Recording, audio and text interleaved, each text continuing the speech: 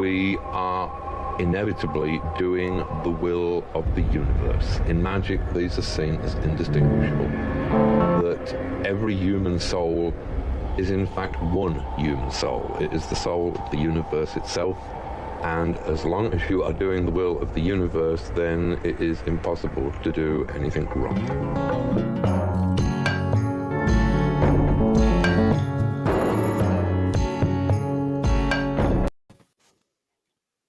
Woo!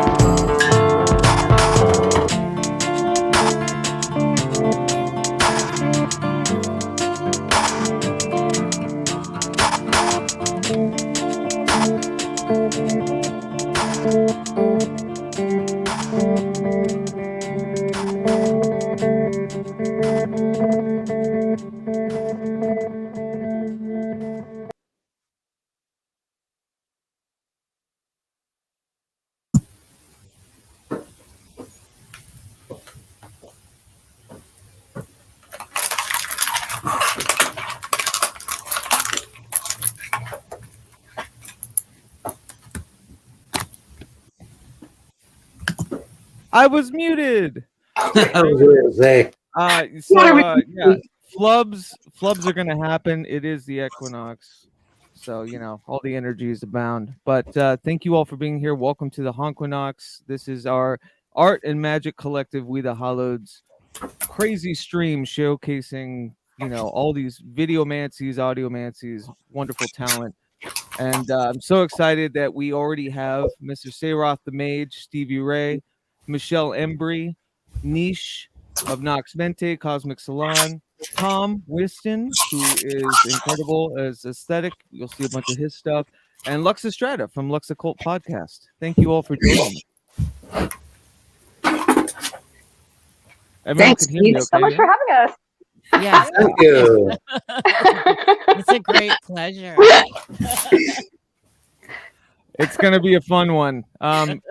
We have it's insane. I was looking at my manifest where I was like listing all of the different projects we'll be showing today and their times, and we have over 30 pieces of art to share today, which is just incredible. And I can't think of a better way to spend this turning season than to showcasing all your great works. So thank you.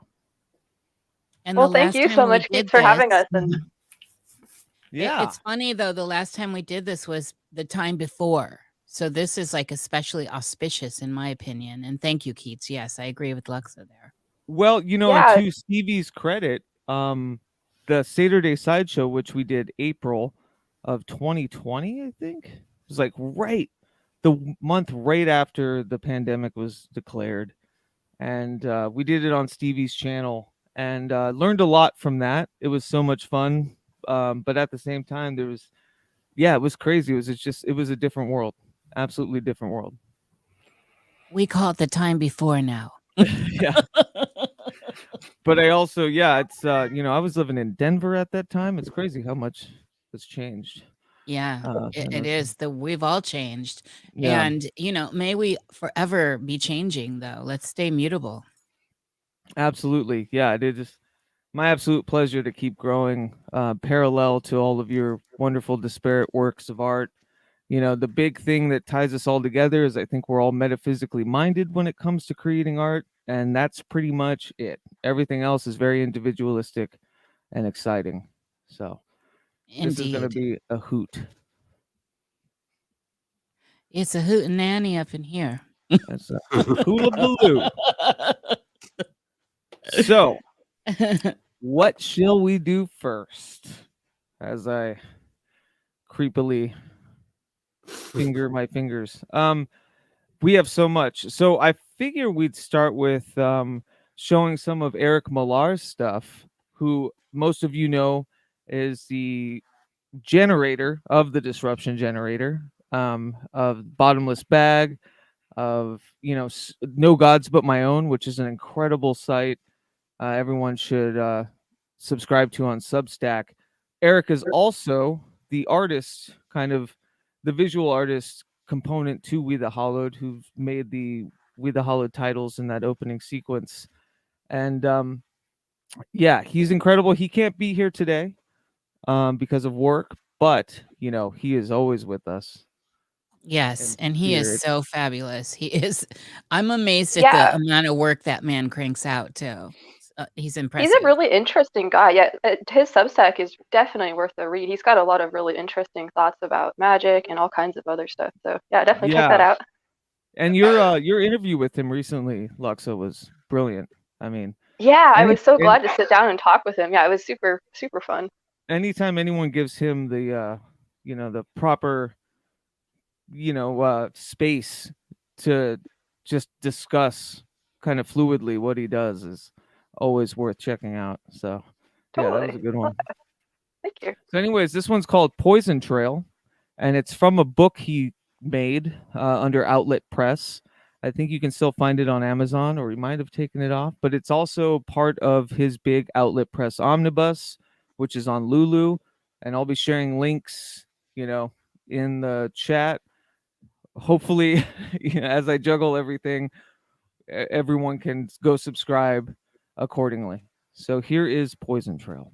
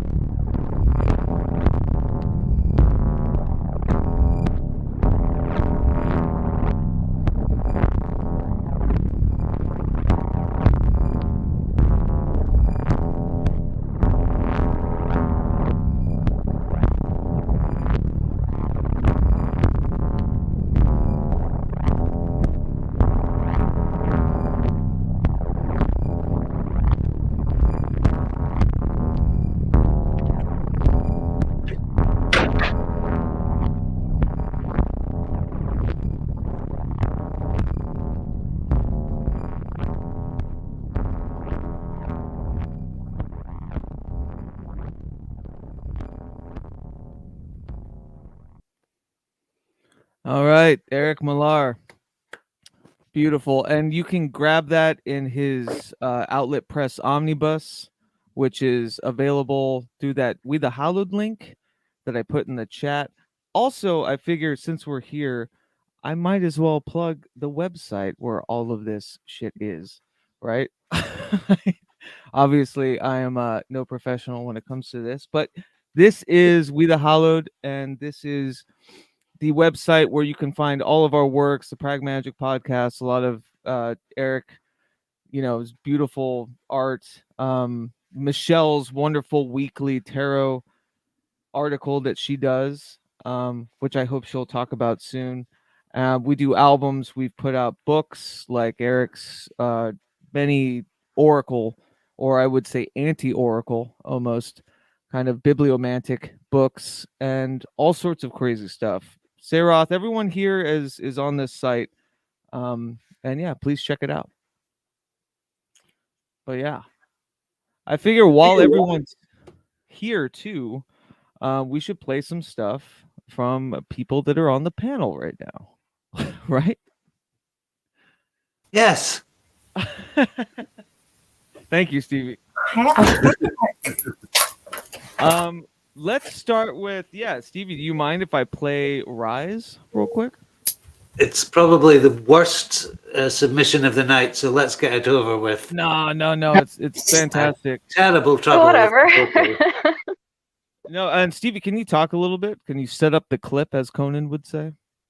Yes, this is last minute. You sent me 2 loops of your brilliant guitar work, and I only really got to work on them yesterday morning. But I had a harmony in my head, but unfortunately the harmony I had in my head wasn't the one that came out of my mouth.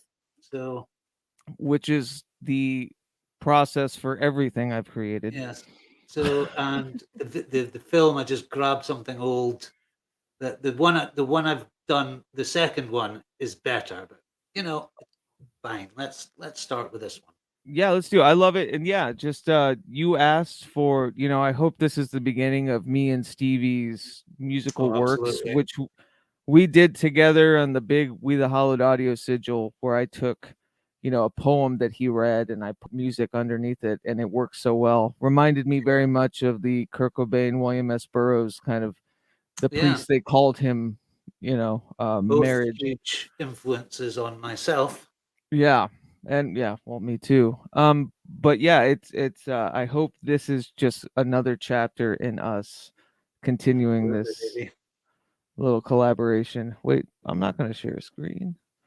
Let's do this. I added a bit of tambourine as well, which was very difficult. All right, here's Rise.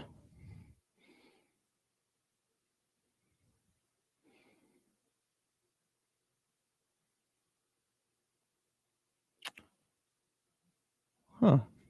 Okay. I don't hear any audio. 13 seconds. Ah, there we go.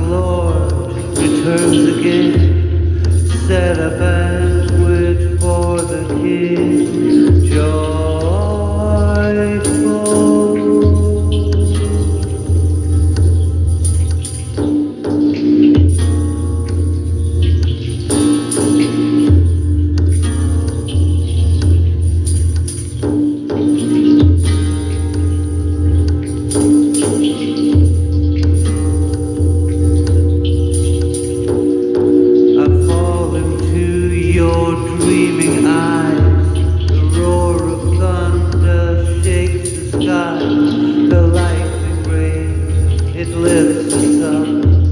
Scarlet wine from golden cup.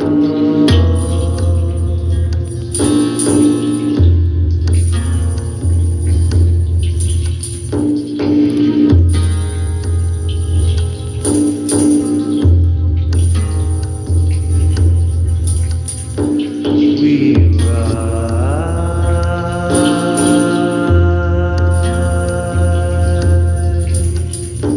in silence.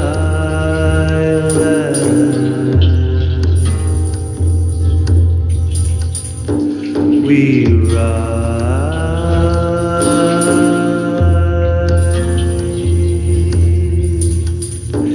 in brilliance.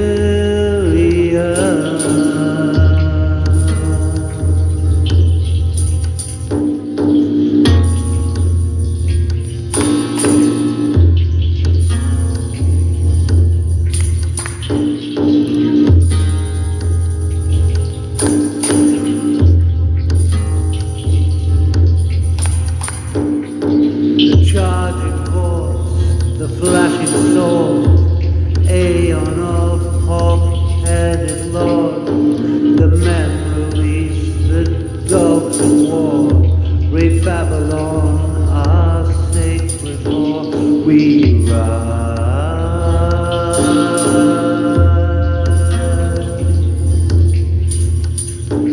in silence.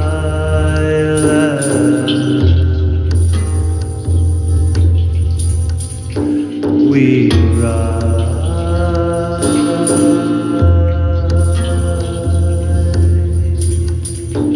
in brilliance.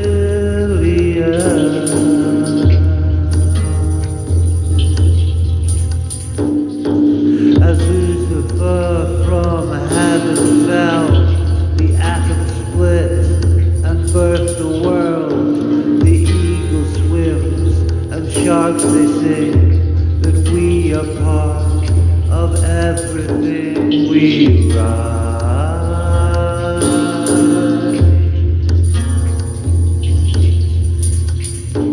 in glory.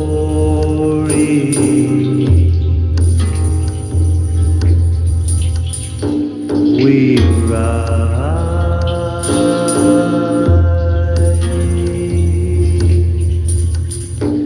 in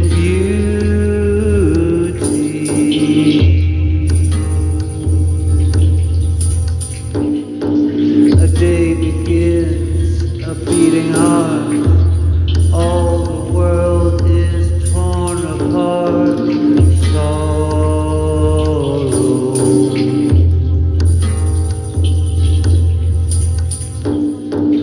Christ the Lord returns again.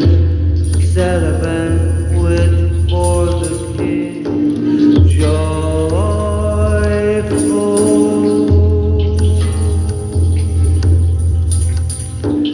We ride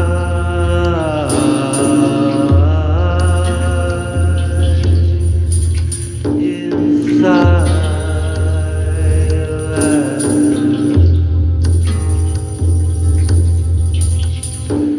We ride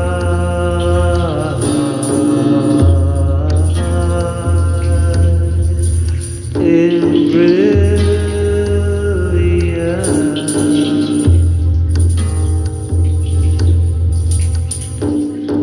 We cast our roots into the sky, and everything is you and I.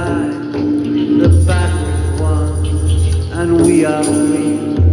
Now everything is you and me. We ride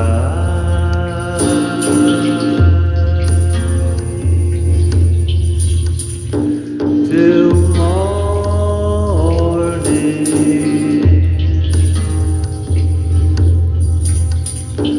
We ride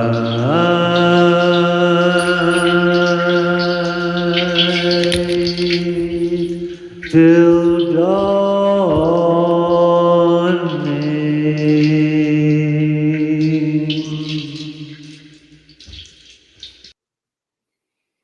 Holy shit. That was very fucking awesome. cool. Great Oh yeah. stuff. Yeah. You were Yeah. so critical on yourself. I loved your vocals. That was giving me Current 93, all of that early Yeah. stuff I love. David So Tibet good, vibes. Stevie. Yeah. Thank you so much. But Actually, almost retracted it because I thought that's just everybody's going to be so much better. Oh no. my God. Why do you let that demon in your head? and I would have I was kind of waiting for that email, Stevie, and I would have just said, "Don't be a punk ass bitch."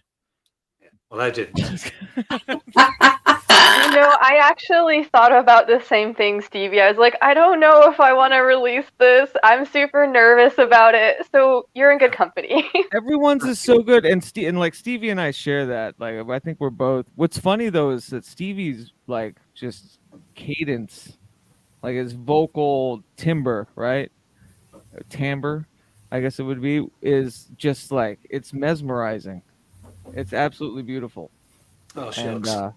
And like honestly, that was, you know, when you were like, "Hey, I'd like to recite some things or do something," and I sent you a couple of tracks that were just weird throwaway or like works in progress that I couldn't figure out. You figured it out. So this is brilliant stuff. Thank you so much. I'm glad you enjoyed it. Yeah, sorry for the punk ass bitch comment. And anyway, Nothing personal. nothing. Yeah, no, I'm saying that when I say that, I'm saying that to myself because that's how I feel all the time. But yeah, brilliant, Stevie. We have more from you. I figured we'd start maybe to dip into the video sigil, which is the video component to the audio sigil that we released in August, I think it was, which I worked on forever, comprising. But it's all. I think everyone here is part of it. Maybe not Luxa, but that's not because we didn't want her. I don't think we were in each other's I think orbit. this was before we were like hanging Yeah. out. So yeah, that makes sense. Yeah. So now you're gonna have to be on the second one, but or the third one. Okay, I would love to. But so this is, and I wanted to share this. This is the video sigil that we put out. It's called Detritus, and everyone here, plus Carl Abrahamson, Una Song, Dr. Vanessa Sinclair, Sorrow Star,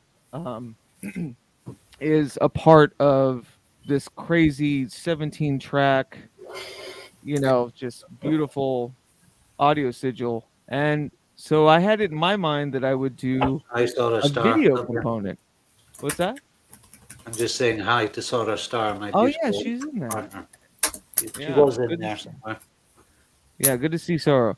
But yeah, I figured we'd maybe share a little bit of the video sigil. I'm just gonna play like little chunks here and there because it is 42 minutes long and it will be wide released on YouTube after this whole thing. But the first track is Alwyn by Tom Whiston, who's here. And Tom, I just thought if you're here and want to kind of talk about the track a little bit.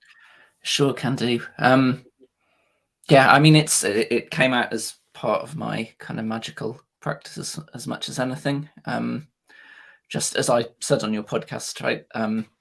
I was kind of working on some stuff with Saradwan and coming up with kind of ways to kind of deal with her through kind of magical means. And part of that was, like a sigil where you rearrange letters, and that's the kind of the vocals that you hear in it is this kind of just a nonsensical kind of sigil in that. And I also made a lot of other sigils and did a lot of rituals, but part of it was kind of repeating that phrase every day and going over that, setting it to music, giving it kind of trying to find ways to express what I was trying to do in music as well, and playing that back and using it as a kind of tool for setting the scene for a kind of ritual.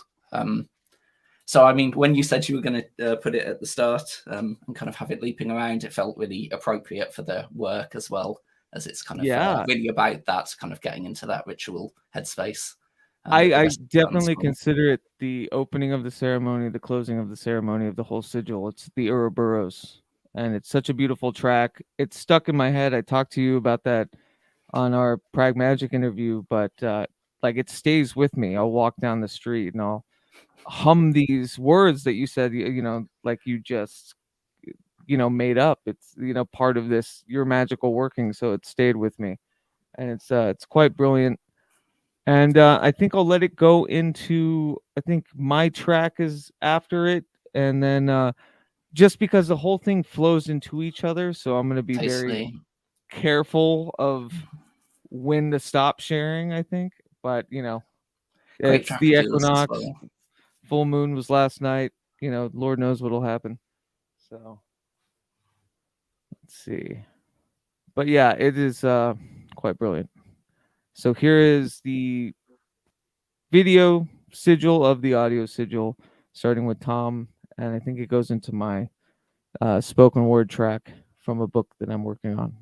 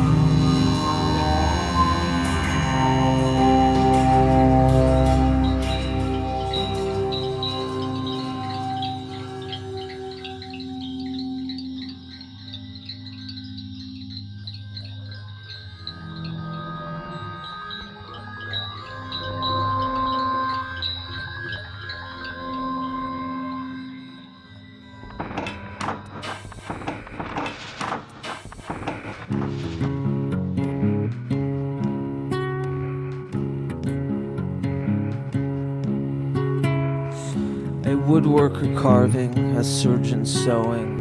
A man careens over a table, ignited by flashes of firelight. What's he building in there? A wooden wand of flesh and bone, a dastardly weapon to ward off the unknown? No. His tears lace his face, wincing and writhing as he reaches for the tears of his daughter. Tears caught in an oil flask, luminescent and cold. He sprinkles the bottle on his mangled creation. Slither hither and thither. Ah, did you see that? Did the light ignite the great work? Did you see the crow and trails thrown about? Or the misshapen mandrake that lay well hither and thither?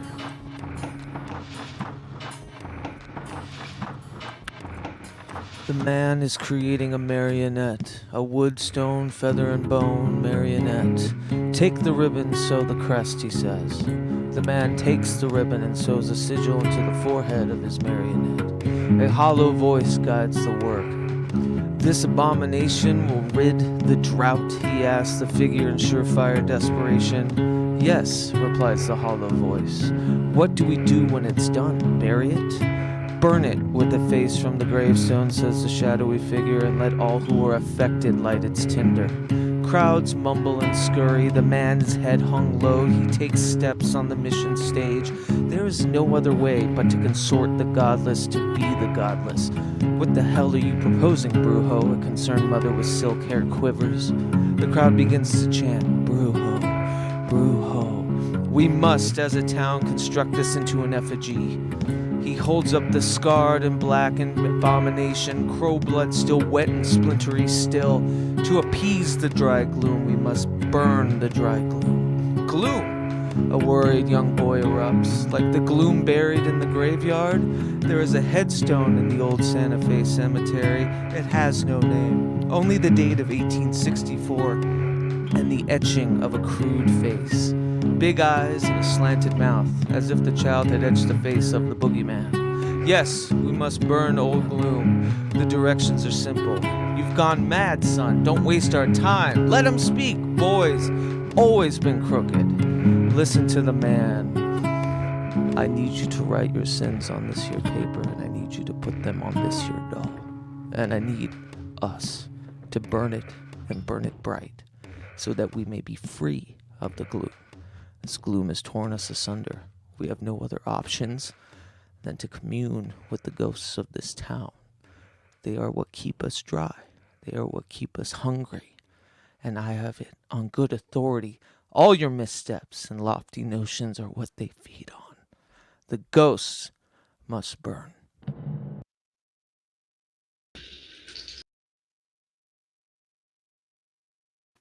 Up. Yep, see him juggling a bunch of videos. Fuck yeah, dude, that was so fucking cool. Yeah, so that's the first part. I mean, there's 17 tracks.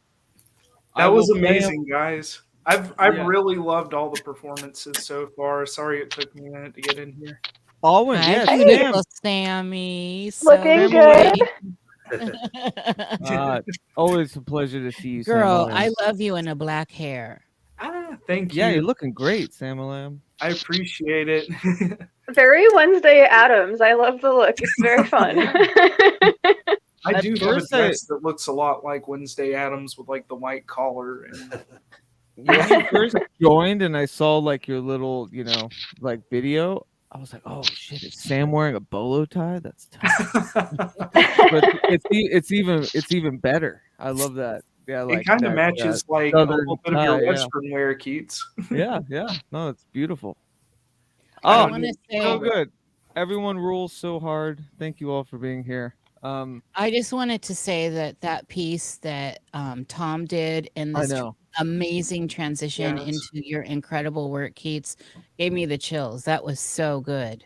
Well, like I said, with Tom, I had worked on that audio sigil for a year, I think, interspersed, more than that, a long time, right? And it was when, it was Tom's submission that I saw the plateau with it, and I saw that he's the opening and closing of this ceremony, of this big sigil. And I'm so excited to share more of Tom, what Tom has submitted to share here specifically for today, which is fucking incredible, as everyone is. But yeah, we've got so much good shit to go through, everyone included. But while we have all of you here, I figured let's try to get through, not through, it's not like work. Let's show people submissions that are on the panel. And you could do mine next. That's fine. I would love to. Yeah, let's do it. And it is such a good payoff because of all the funny back end issues that we had. This piece, I've got to say, of all the stuff I've ever done, this one took on a whole different first of all, I'd planned a week before to work on it, and this came together in 3 days from beginning to end. I lit those candles, I said the prayers of the incense and called in the muse. I had one idea in my head where I was going, and it started out with this little country song, and it totally is not a country song now. And it came the way it wanted. It's a country song from our kind of country. It's our kind of country, but it turned into something every which way. It took left turns all the way. I don't fight the muse. I let it go. So when it all came together, I was trying, and I had everything lined up to edit the video. After everything, I'm like, all right, I'm good to go. And then Friday, I had a show Friday, and I was like, I'll edit around the show. And the muse was in and out. She was like, I edited into the night, and then she was gone. And so this pushed through in a very magical way. And I do want to say this is the witchiest amount of Catholic symbolism I have personally ever put together, because y'all know I'm not Christian, but I love the Virgin Mary. I love the Marys, and I honor that in my house and in my heart and in my life. And this just threw itself down. And when I looked at it, I was like, whoa, that is some witchy Catholicism. No, it's beautiful. It hits hard because there's I just kind of previewed it a little bit to make sure it downloaded okay, but I wanted to save really, being enticed by everyone's pieces for this stream so I could just be like everyone else. But I will say, the imagery that it brought up for me was, very resonant for my own upbringing, Yeah, in kind of a crooked way, in a good crooked way. Well, I think this is the deeper side of it. And of course, I love all of the mythos and all of the religious iconography in the world, wherever it is. I honor it all. And then I'm serving you Reverend Mother in the mirror. For sure. Hi, Reverend Mother. So get prepared. I'm a little scary. I love it. All right. This is, I need to make this. This is called Spoiled Fruit. And it is from Miss Nishka. I don't know.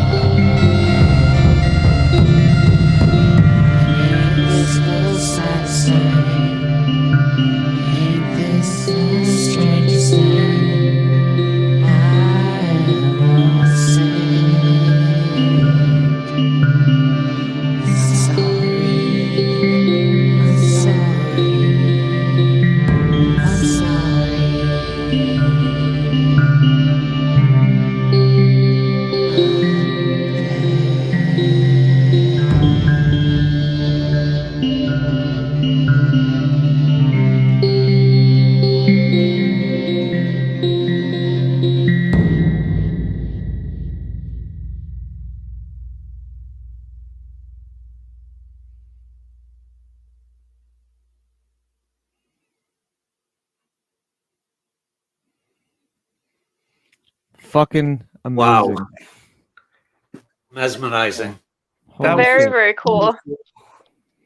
Okay. Okay. So, look, my mind is racing right now, but there's Me so too. much resonance to, Niish's track on the audio sigil. To me was like the, call to arms. It like Yes. really kicks it up and like tells people to stand. But how I visualize it in my mind and what I did for the video sigil is this weird kind of, witchy BDSM thing. And it works so well with that track. But you in the mirror, like that's such a beautiful shot. I was a little shocked by that. Yeah, I was like, love that. oh my God, Reverend Mother, No, I have achieved it's it. so pretty. You It's have so achieved pretty. it. Yeah. I loved your veil in that video too. Yeah. What'd you say, Sammy? I loved your veil in the video.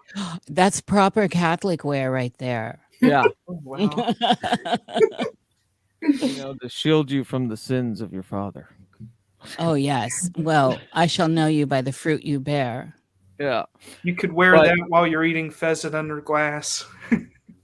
But can we oh look at Mary's here, Doe Jane Doe. Your track bumps on the audio sigil. Oh yes. Says Mary. Which if you wouldn't mind, since we're all here, like let's make this a little Nishka coupling and I'll play Nish's track from the video sigil. Oh, excellent. Thank you. All right, and then we'll get to everybody else. I promise. I know people have other obligations, but we got this. All right.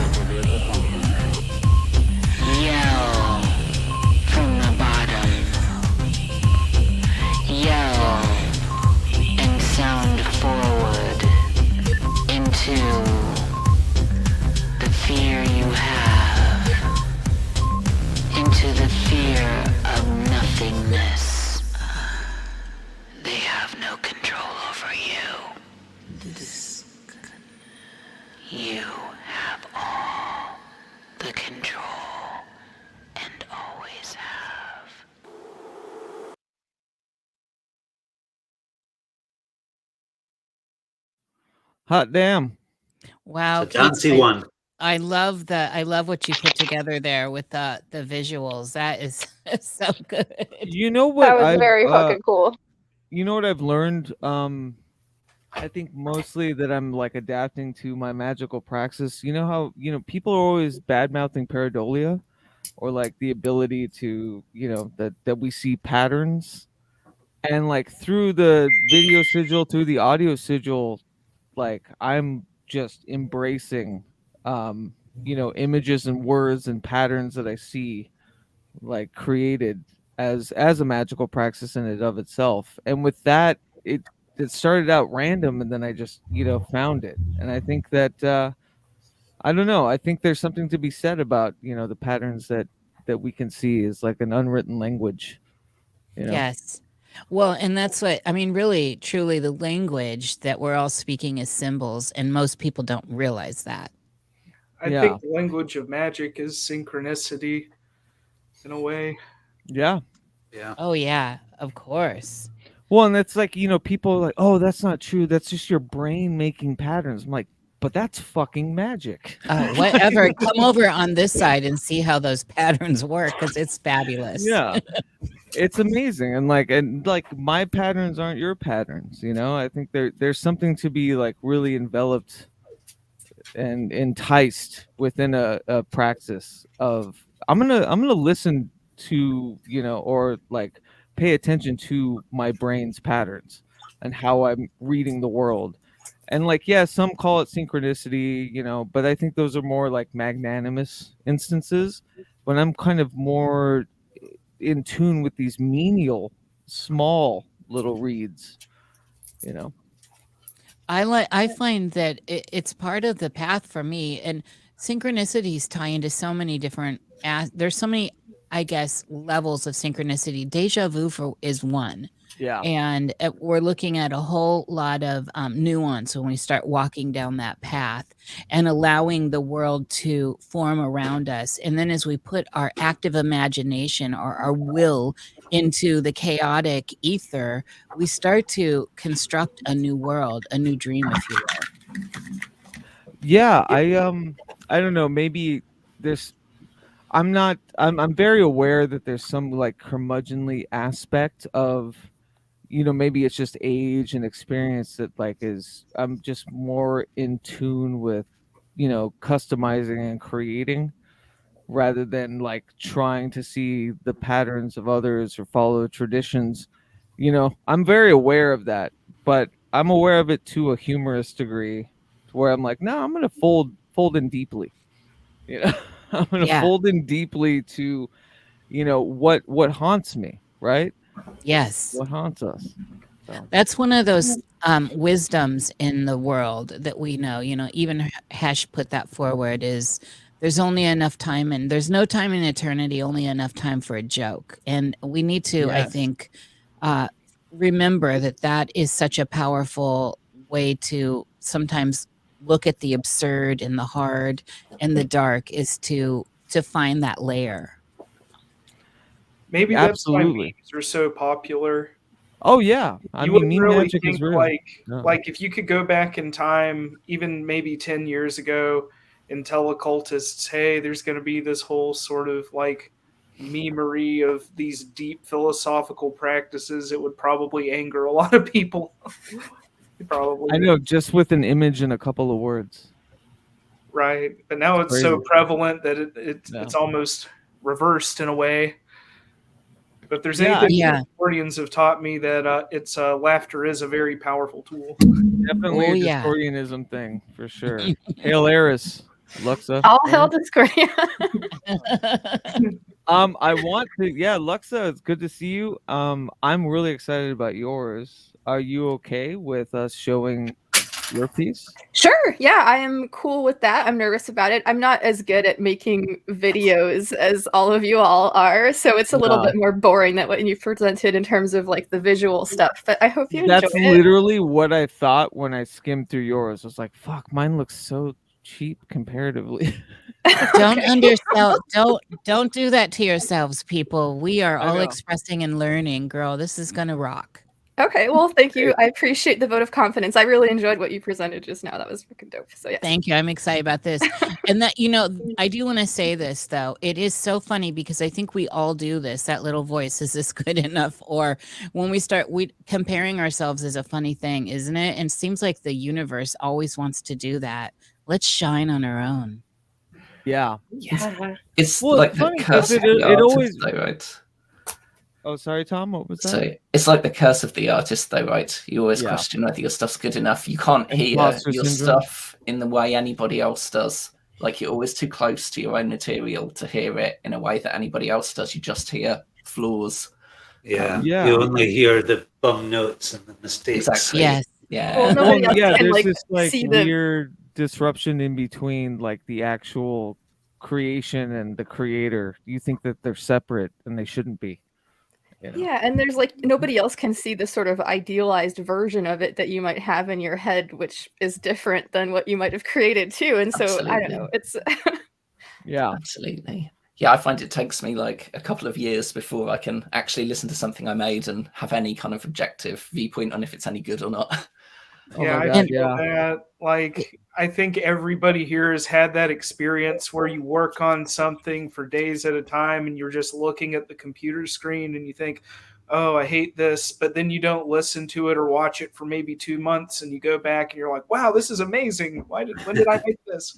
I jokingly put in the Discord while we were, doing the back end for all this. And I just said, an artist never finishes. They just give up. So here it is. Thank you. Thank you. Never finished. Yeah, absolutely. I'm fighting this now. I need to go somewhere else. Just take it. Yeah. Now that's the real art. No and win. Mary says, living with Keats through the making of this audio sigil, I can confirm this. Oh, Miss Mary. I bet. Yes. But yeah, so Luxa, do you want to talk a little bit or prep, your video in any way, or should we discuss it after? Whatever you want to do. I'll say a couple things about it, I guess. So this is a song from a new album that I've been working on. It sort of comes out of a process that I developed with the first album that I made, which involves like recording these solo sex magic rituals and then like having a sort of feedback loop occur in which you can listen to them and then record more and then incorporate it with music and other stuff. So that is a little bit about the process that I've been using to create these tracks. And it is a pretty flagrant display of female pleasure. So if that's going to be a problem for anybody, please don't watch it if you think that might be uncomfortable for any reason. So yes. No, I think it's liberating, and I love that first piece of music that you put out with that. So this is from something after that. This is from a new project. So yeah. Very cool. Yeah. No, I'll let the art speak for itself. Rather than I'm like, yeah, I got a lot of shit to say about it. I'm very nervous. All right. Don't be. This is incredible. Here we go. This is Luxa Strata and it's called Submerse. Right, Luxa? Yep, that's correct. Submerse. Okay, cool. It's the 29th of November.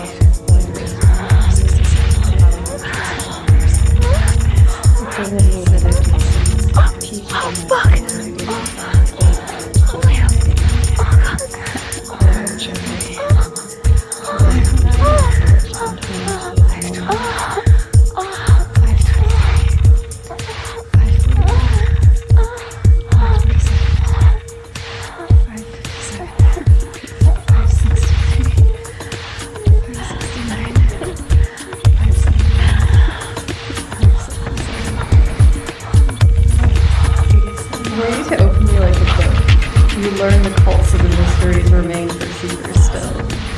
You would feel a laughing song in my scripture, a light with the madness of divine glee. The pages would sing to the music of the spheres, the beat of the pulse. So let us dance the steps of the moon, as initiates of the sect of knots has done since the stars first rose. And at the center of the storm of your hands, I would find the stillness of evening stretching to night, and see the impossible colors of a world that chants of ours, holy serpents twisting together through the corridors of time. Tasting the blushing flames of your fingertips, I would be drunk on the manna of your gaze, and sit at your knee as you whisper the story you tell again and again. In the end, the beginning. In the beginning, the end.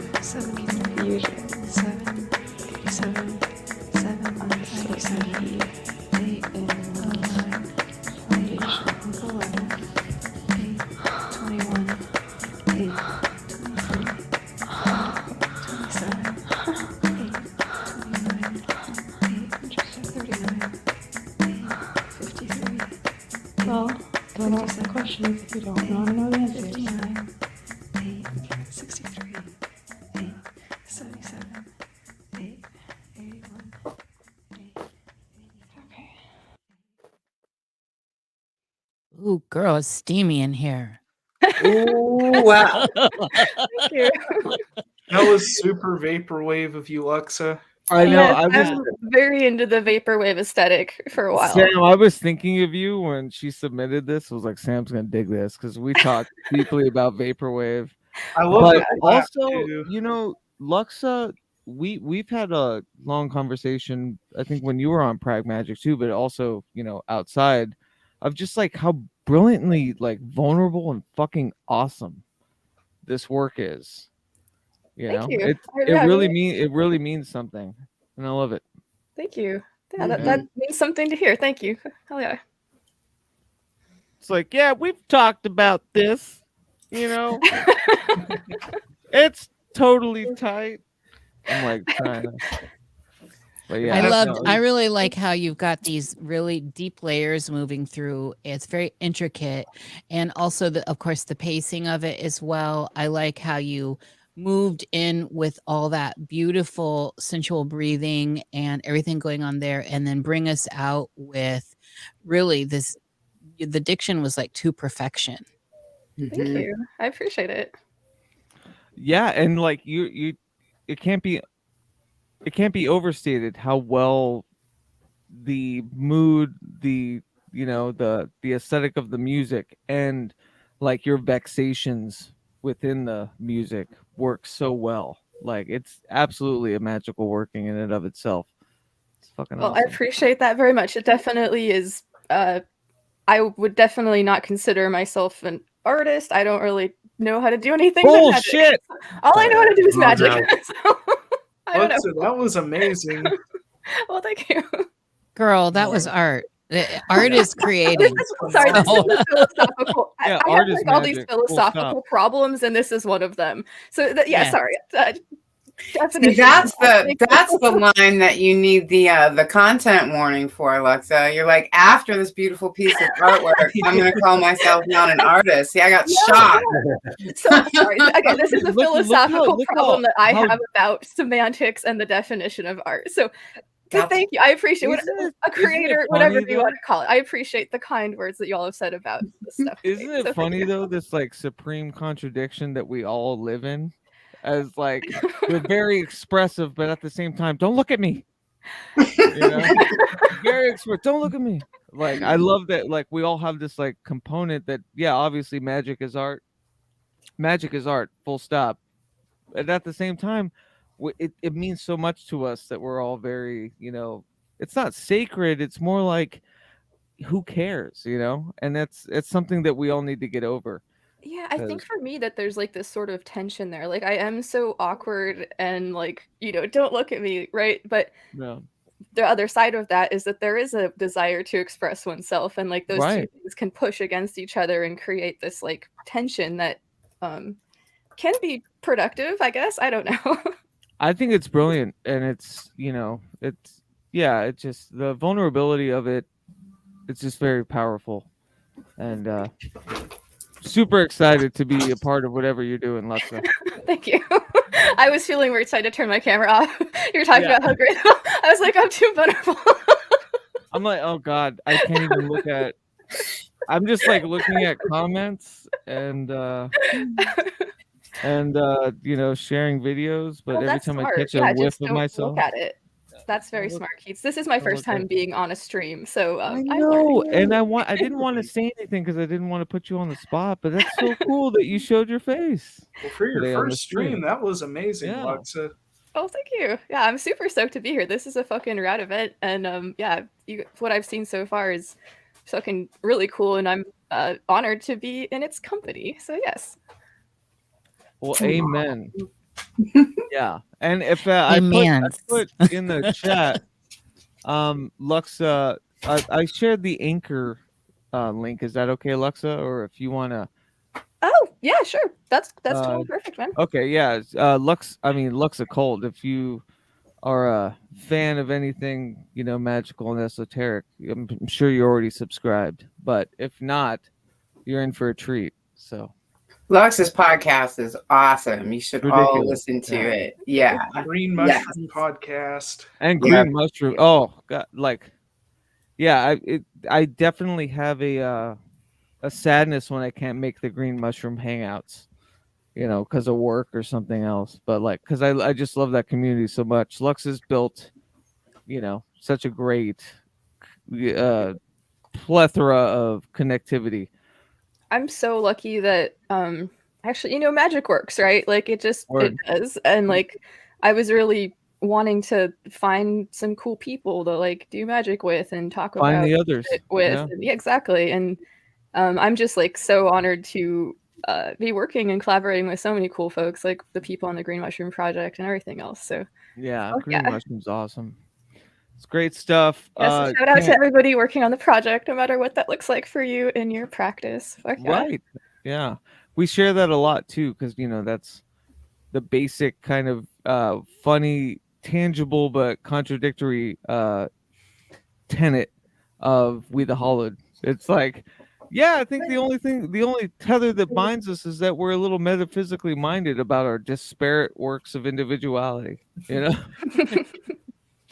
Which is funny, trying to find the tether between such like gregarious characters and personalities and creators and stuff. But yeah, I think we're on the same page on that one.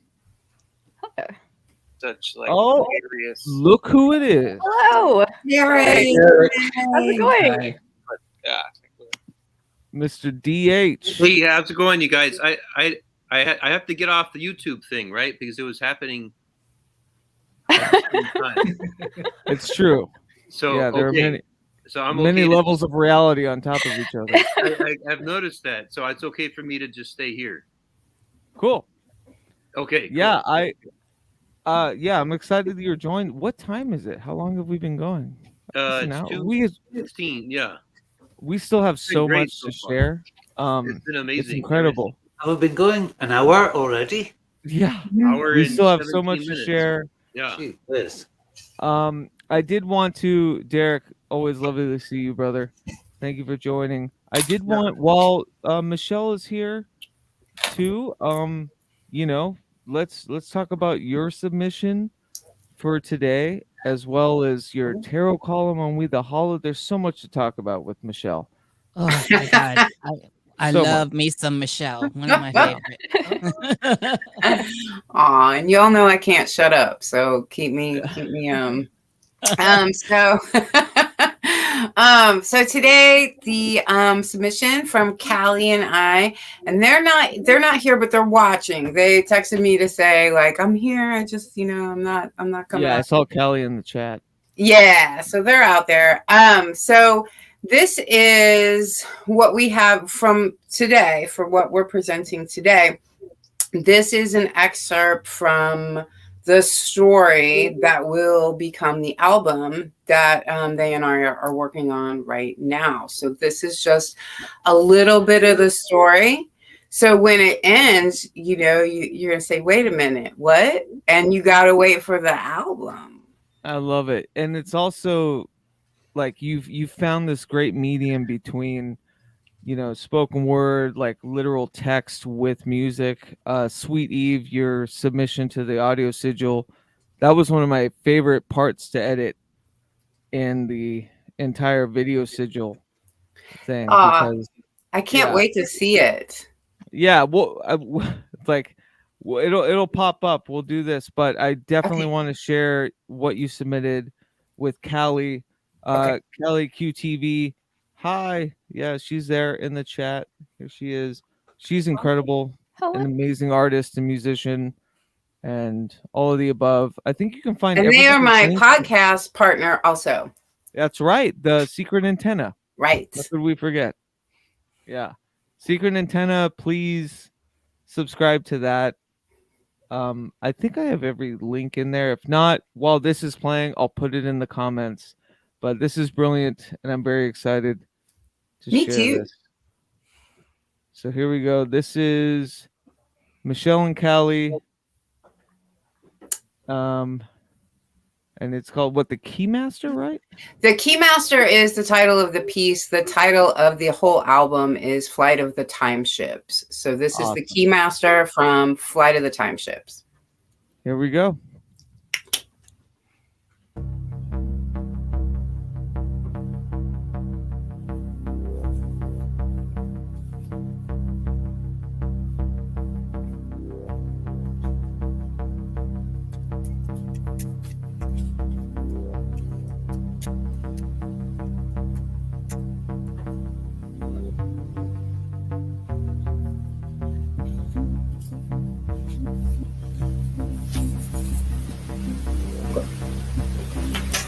It was Auntie Hatchet who taught Piper the ways of the keysmith from her very own toolkit that she has carried across all these centuries of time.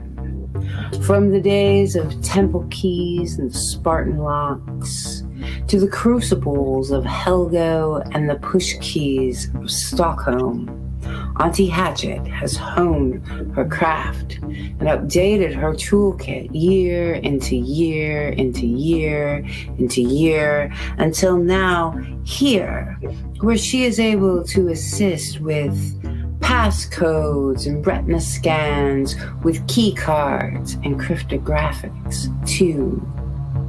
Suffice it to say that Auntie Hatchet has learned a thing or two about the illusion of security, most born from the fear that one's other despising might live in the mirror.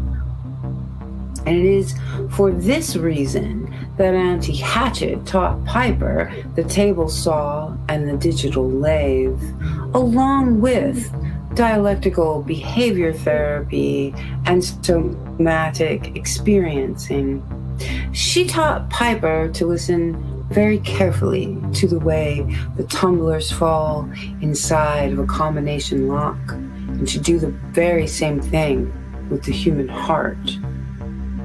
Piper learned iron smelting and strategic drilling on the same day that she learned to ask, "Are you looking for advice, or do you just need to vent?" She learned the ways of lock popping and picking, jimmying too. And she learned to keep precious secrets without need of locks or keys, because who, after all, would know better than Piper the fragility of a thoroughly hackable world? Piper drives a cute lime green truck with a side door that opens out into a little workshop. She knows everyone across 3 towns because she is the maker of keys, the grantor of access, the envy of thieves. The people of these towns, they ask for every type of key, as you might imagine. Skeletons for long forgotten cellar doors, small dimple keys for jewelry boxes, or zipper keys for diaries kept in much too deep of secret. Though most requests are for house spares and the perfect bit to fit the keyway that makes love stay, of course. Piper serves as many friends as she does travelers unknown, so she wasn't surprised to see a stranger's face approach her little truck, though this face admittedly was specifically strange in that it was, in fact, shape-shifting. "Don't take him if he asks," Mercury, Piper's cousin and part-time helper, said, as a man in a crooked derby and an ill-fitting cream-colored linen summer suit made his way towards their cute lime green truck, dragging one foot and then the other behind him, as if he could not decide which one needed the dragging. "Can you take me?" the shapeshifter asked, clearly straining to keep one head in place at a time. "No," Mercury said, "we're out of keys." "Of course we can take you," Piper said. "I can see your other heads moving under your jacket, dude," Mercury said, as the late afternoon sun tilted even sharper under the tiny awning over their little workshop. "Who are you?" Mercury asked. "I need a key," the man said, just as a seam in his jacket split open to reveal a serpent's head in the shape of a lion. Excuse me," the snake man said. It's just a little indigestion." He made a fake burp, which split another seam open, and scaly head of a bull poked right through. "You're a shape-shifting snake," Mercury said, in the way that one does when it is painful to not speak of the obvious. "I still need a key," the man said, and the seams in his suit popped open even deeper, and his heads bobbed and weaved unevenly in the orange setting sun.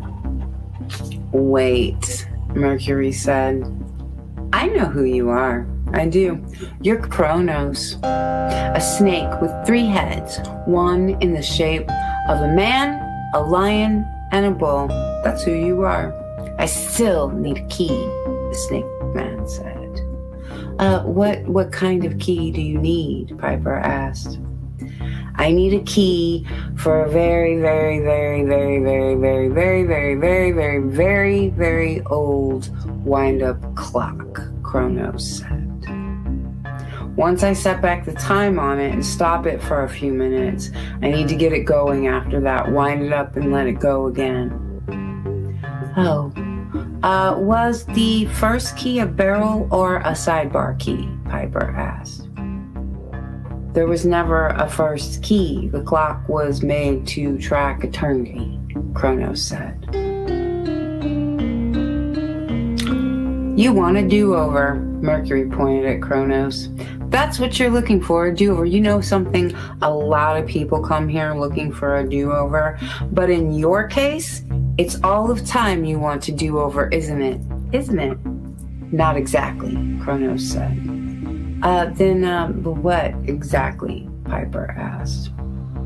Kronos' heads continued to bob and weave as the last threads of day stranded through the streets. "Your world," Kronos began. "Your world, it belonged to Fortuna. It was her favorite. Of all the hundreds of worlds she kept on her glorious galactic necklace, your iridescent blue marble of a world was the one that she kept at the very, very center. At one time, Fortuna talked about your world more than she talked about any of the others, more than she talked about anything else. She spoke constantly of the great beauty of your glorious blue and green oceans, of your majestic mountains and your painted skies, your unprompted cycles. She waxed endlessly poetic on the complexity between polar ice caps and your tropic thunders. She admires your minds and hearts very much. I mean, the beauty of your art, really, it's unprecedented. The way she spoke of you is what made me fall for her. She changed her mind, though? Piper asked. No, she didn't. Not about you. That's the thing. That's what I want to fix. That's what I need to fix. You see, thousands of years ago, Fortuna and I were a little, drunk. And we were dancing, roughhousing, I think they call it. Having fun. We were having fun. And your gem of a world, your magnificent blue marble, it came loose from her necklace. And it went bouncing across the floor and out the French doors, and it spiraled over the balcony into my catacombs, into my machine, into my time mainframe. Kronos stopped to take a swig from a water bottle in his pocket. Your world was a paradise, he said.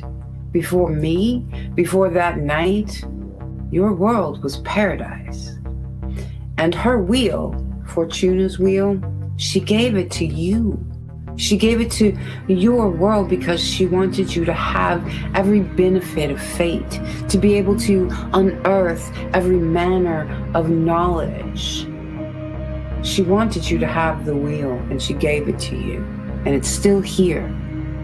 But its greatest promise is constantly embattled by the suffering caused by the conditions of time. The time I created for others. Other worlds, other systems, other beings entirely. And I need to stop that clock. Right at the minute before your world is lost, and make sure that it never happens at all. She never forgave you, did she? Mercury asked. No, she didn't, Kronos said. But I want to make it right for the sake of itself. Not that I expect you to believe it. It just happens to be true. Well, Piper said, beginning the process of closing the workshop as she spoke. It's a little late in the day for something like this. Kronos stood right where the navy sky of evening began to fill the cul-de-sac. His tongue started in every direction around his body, covered still in the torn linen summer suit that had not been much of a disguise to begin with. Well, I hope you will consider my request, he said into Piper's unreadable demeanor. I will, Piper said, and left it at that. Kronos tipped his hat. It didn't really fit any of the heads, and left, dragging one foot and then the other behind him. Fortuna's a little young for him, isn't she? Mercury asked. Piper shrugged. Well,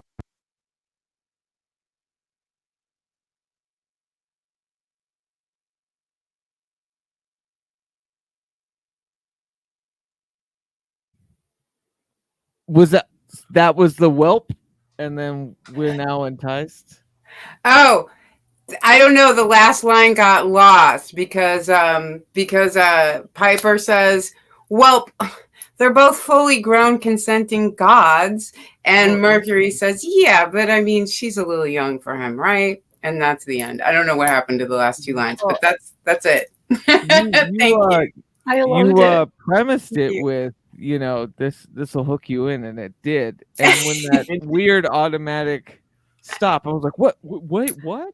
What happened? What did Piper say? Suspense is killing me. so there's the magic. I was like, this'll hook you in, and then it cut that just the last few sentences for some reason. But yeah. So Michelle, is this going to be a book and a record, or is this just a record of Yes. like what you did?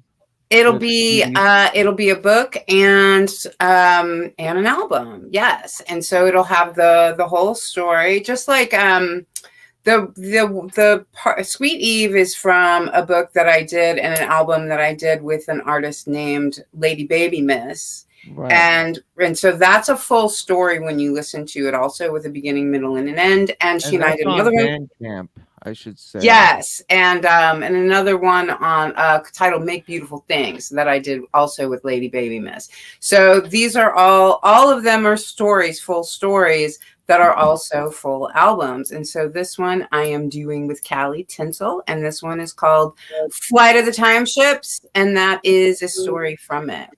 I was absolutely hooked, and Callie's fucking awesome Vangelis noir synth on the bottom is the jam. It was very cool. Yeah, thank you, Lux. I so appreciate that.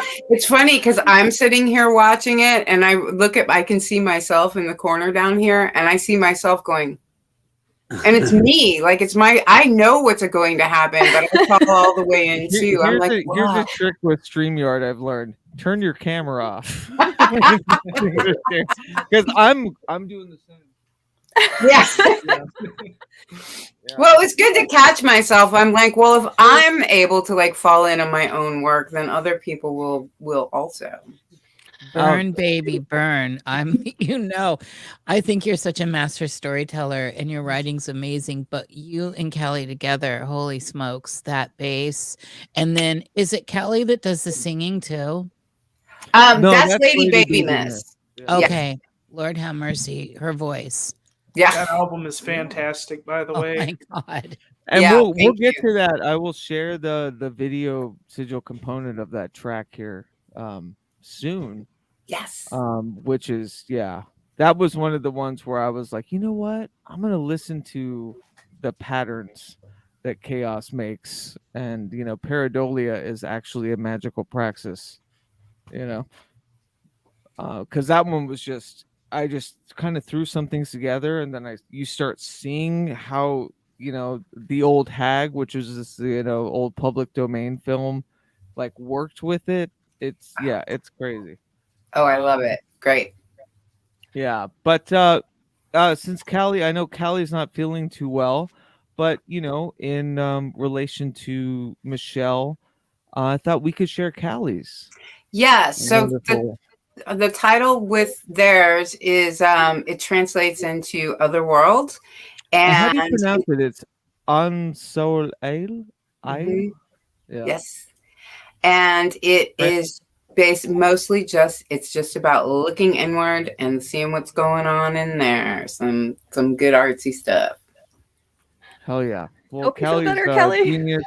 If you look in the description, I posted her like KQTV or their KQTV link for their awesome, fun YouTube channel that they have, and it's really fun. So please, if anyone, go subscribe to everybody that's here, that's a part of this, at least on YouTube.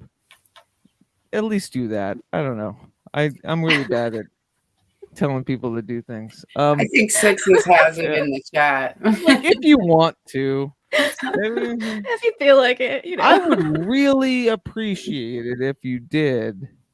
But I'm not going to tell you how to live your life. So yeah, this is Callie's, and Michelle, can you pronounce that for me again? I can't pronounce. I thought you pronounced it. It means other words. I think that's it. Wow, my southernness is coming out the more High Life I drink. Sorry. My. Wow. All right, here we go. This is Callie's beautiful video, and please enjoy.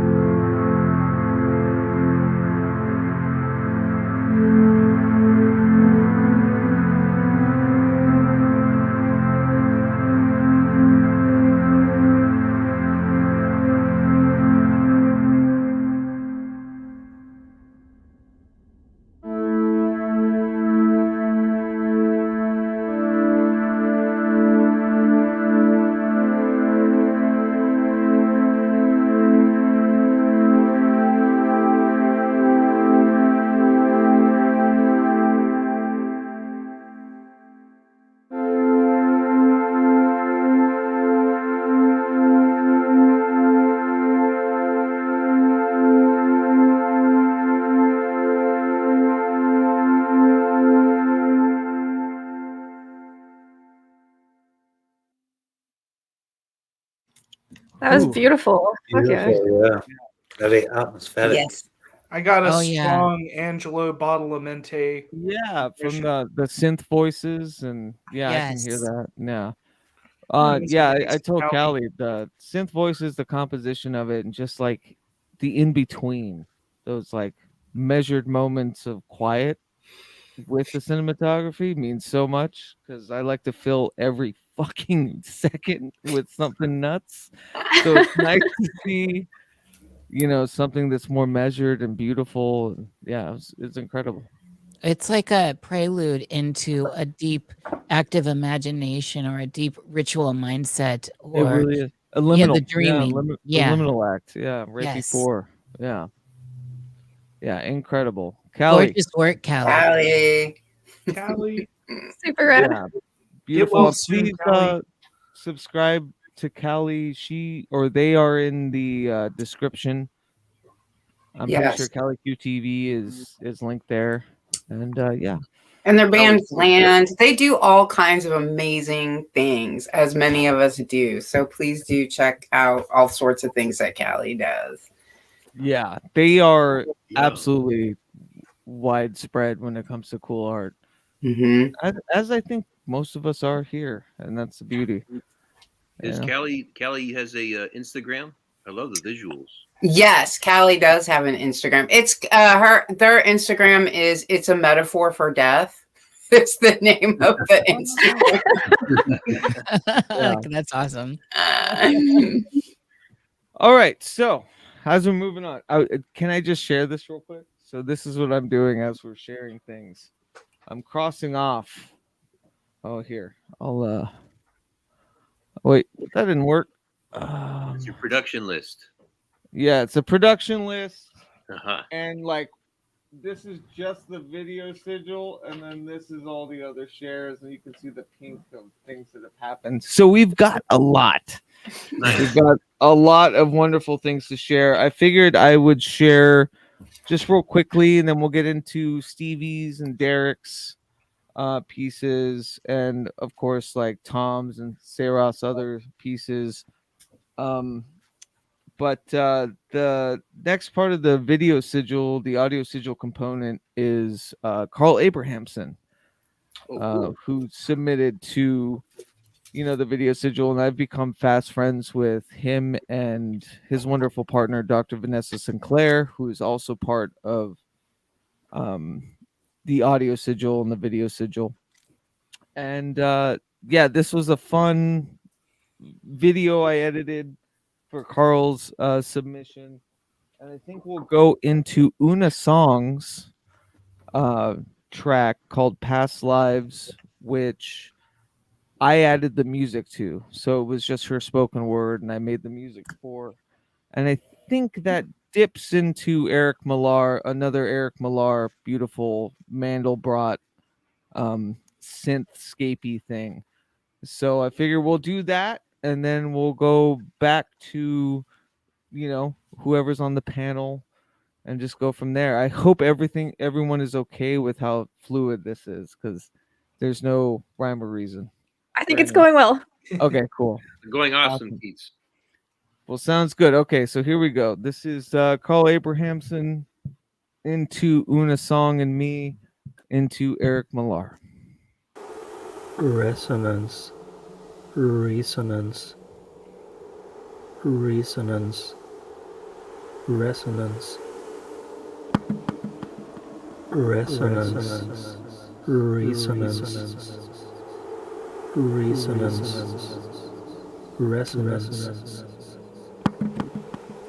resonance. The world howls, resonance, and the wolf listens. Resonance, resonance. The world howls, resonance, and the wolf resonance, resonance. The world resonance, and the wolf listens. Resonance, resonance. The world resonance, and the wolf listens. Resonance. The world resonance, and the wolf resonance. Resonance. The wolf, the world, how resonant is the world, and the wolf, resonance, interpreted resonance, second hand, the word how, that is, and the wolf, resonance to a third, resonance, resonance, a myth, resonance is a first-hand expression, resonance via resonance recounting. That resonance of intuitive interest, resonance to a third party. A myth is a first-hand expression interpreted via a second-hand recounting, that is, of intuitive interest to a third party. Resonance, resonance, resonance, resonance, resonance, the world, resonance, and the wolf, resonance, resonance, the wolf, the world, how, resonance, and the wolf, resonance.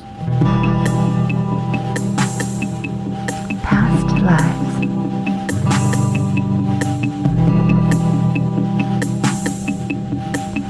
First vision, first sound without form, gasping fountain staining the ether, textures and flavors of foreign and domesticated interaction. Inside, that is always outside. Second life, immersed as the pigment global flecked layer of sea foam on a Turner in the hallways of the British Museum, and the senses capturing glimpses of all sorts of people walking and peering askance, outside stationed, inside, cold during closed hours. Third life, the red stitching of a young girl's pocket, sticky with her sweets and hard candy, loosened from pulling to place salted pennies and sequins. Fourth life, hardwood baseboards in a speakeasy dance hall on the coast with Pacific breezes drifting in, shoes stamping and hands clamping, swivels and other movements.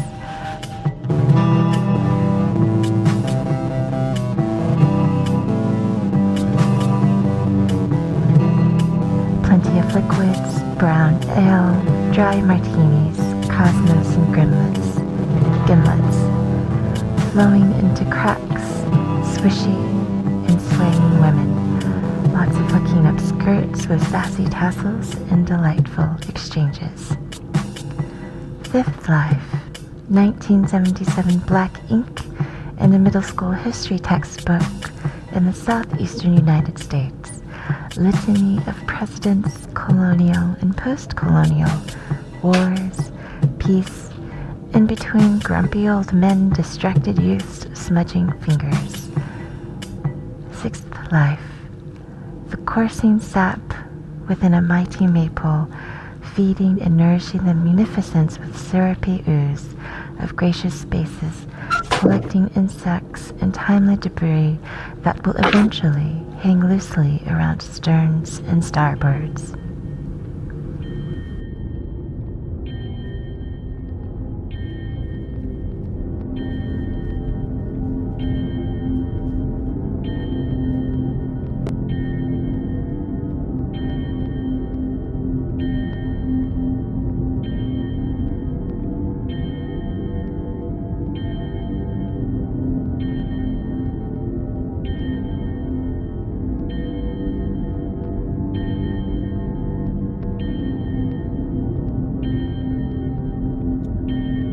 What do you say we just go straight into Sweet Eve from Michelle Embree? Go for it. We're just gonna let this ride. For her. When Lou saw a glittering and travel with night, it was a mimic of stars, but close and tangible. When Lou saw it, she knew it was for her. And out of a clasp in the cloak of night stepped the wolf. Gray fur cascading into white and black and back to gray again, her coat wet and slicked, a nobility to which she was born. She slunk toward Lou, her amber eyes holding a glint so painfully hazardous, Lou would not dare look away. I am the East, spoke the wolf. I am the warning just before dawn. I am a perfect symmetry of root and crown. I am Sweet Eve. I serve life, I eat life. I am you at your most dignified. Sweet Eve licked her massive jaws, a wet slap of pink tongue from side to side, her fangs glistening. And on the edges of her heart, tattooed snowflakes where survival always leaves its mark. I'll take you, Sweet Eve said, to meet the oldest lover. I'll take you, her eyes lit with amber and resolve. I'll take you because of what we share in damages done and still to come. I'll take you because of what we share in damages done and still to come. Sweet Eve is 4 a.m. all the time. She is a category of dream all her own. And she has come to cross a living soul to where the legends dwell so that Lou may retrieve a story necessary to the concoction of a spell that once gathered and unleashed will undo a hex of destruction centuries old. We leave tonight. We leave right now, Sweet Eve said. Tattooed snowflakes on the edges of her heart, where survival always leaves its mark. There's no use in treading water, there's no use in sweating over what will happen next. What wave? Oh, what wave? They're all headed this way. Her coat, the nobility to which she was born. Her will derived from the filth of blood and bone, from the stench of what necessarily decays. It takes more than oxygen to motivate, more than shelter to compel you. Survival aims well beyond itself. It longs for things it will never know, much less understand. Hear me now, because survival pulls you up to its tasks. Survival is a desire for a thing beyond the scope of itself. It is a fire that burns beyond reason and without blame. It burns and it pulls you up to its tasks. So there's no use in being brave, no use in waiting to be saved. We put the noose around our own necks. Oh, now it's time. We must undo this sex.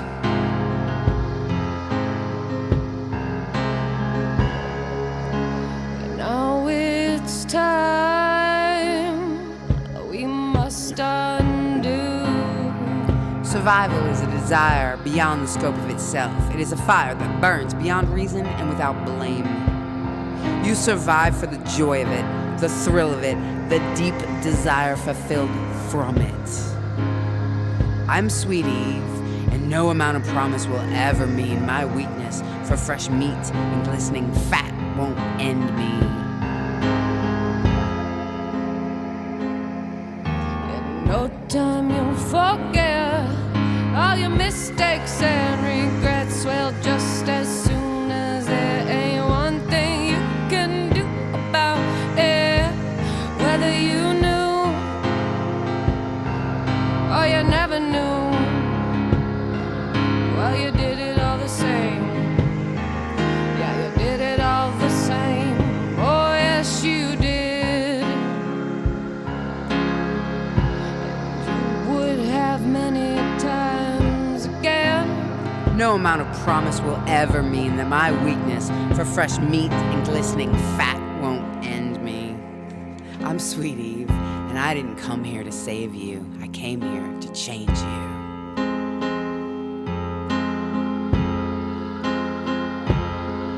Can't you feel it in your bones? That soon it will be over. From the Ponderosa Pine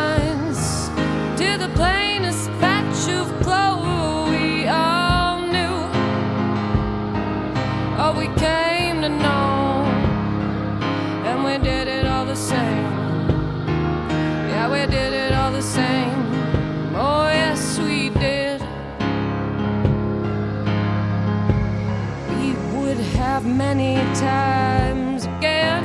Have no fear in me as you. Just for now, have no fear of me as you. Just for tonight, have no fear of me as you. Oh yes, we did. And we would have many times again. Oh yes, we did.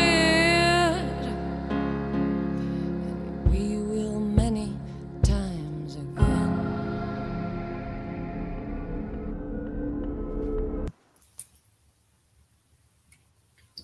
Fantastic. Holy shit. All right. That video footage is amazing with that, Keats. Thank Really you. is. It's wonderful. Yeah. Spellbinding, no? No, I thank really- you. Yeah. Yeah, the like play between your spoken word and Lady Baby Miss. Hopefully I got the name right. good. Yeah, you got it. So good. Yeah, yeah, fantastic. So fucking Thank cool. you. Thank Yeah. you. That is yeah. That's such a centerpiece of the album. I remember telling Michelle too when we were doing the audio sigil. I was like, no, this has to be in the middle. This has to be the, you know. I got chills. Like I wrote in the chat, like I think I'm in love with Sweet Eve now. Yeah, right. I'm in love with Sweet Eve too, and like I had a dream with a wolf pack in it the other night, you know, and the leader befriended me, and I woke up and I'm like that's Sweet Eve. I mean, that's like, you know, I conjured her, and now she's like part of me. So yeah, I love it too. I linked the whole album, which is titled "Split the First Atom." Perfect. Is linked in the chat, and that's something that album was highly realized. We actually toured that for 2 months before we took it into a studio and recorded it. So that album got to really get to a point of full realization. Yeah. Right. Also, Make Beautiful Things was the same. So and Kallie and I are on that path now with Flight of the Time Ships, you know. Yeah. So it's just like the more you do something like that, a collaboration like that, the more nuanced like you really get with one another. Like you really start to feel it before it even happens, you know. And so like it's a very beautiful thing, and it takes time. So yeah, I love it. Like, you know, I say that you're one of my writing mentors. You know, Sam and I had the pleasure of being a part of your workshop recently, which is just incredible. And yeah, your writing is it's just beautiful. Oh, I appreciate you all so much. I love your stories and I love your spoken word. And like whenever we did take that workshop last December, it really did elevate my writing skills tenfold. So thank you so much. I mean, I feel that legitimately in my heart. That's like my body, like physically. I'm like, I'm so engaged. Thank you so much. Thank you. Oh, you're so welcome. I see that Michelle, I think you just posted like the SoundCloud website. You may want to just repost. Oh, let me see. What Okay. that album is. Yeah. Okay. I will do that right now. Thank you. Yeah. Yeah. Holy shit. Yeah. That's an epic one for me. That's an epic another journey. song that just stays with me. And it goes into Eric Millar and then one of my old things, which we'll get to later. But since we have such wonderful panel guests, I want to maybe share Sam's wonderful piece. I'm nervous. Is that okay? Is that okay? Yeah, that's totally fine. It's incredible, Sam. I think everyone here will absolutely adore it. Thank you. And like I'm really happy. We'll talk more about it after, because there's a part of it that I love, but we'll talk more about it later. I don't want to. Like I said, it's just skimming through. You know, I'm like all of you. I'm just seeing all this for the first time. So yeah, let's see. Sam, can you talk a little bit about it? Well, I guess I don't have much of a pretext for it. I think I should just let it speak for itself. I really just tried to talk about art, magic, life, where I'm at right now, and some of my influences. And I talk a little bit about my paintings, and I end it with an acoustic version of a song that I wrote that's going to be on an upcoming compilation. It's the P Sneaky compilation from Nice. DJ Roswell. DJ Roswell, yeah. I wrote it on an acoustic guitar initially before I did the studio recording. So I did an acoustic version of that at the very, very end. And then I did a insane industrial remix of that song. Yes, you did. Yes, you did. It's very, which will very probably never see the light of day. Revolting Cox. Yeah, totally. But hey, for all the P Sneakies out there, 2, 2, 3. 2, 2, 3. All right, here we go. This is Sam's art magic.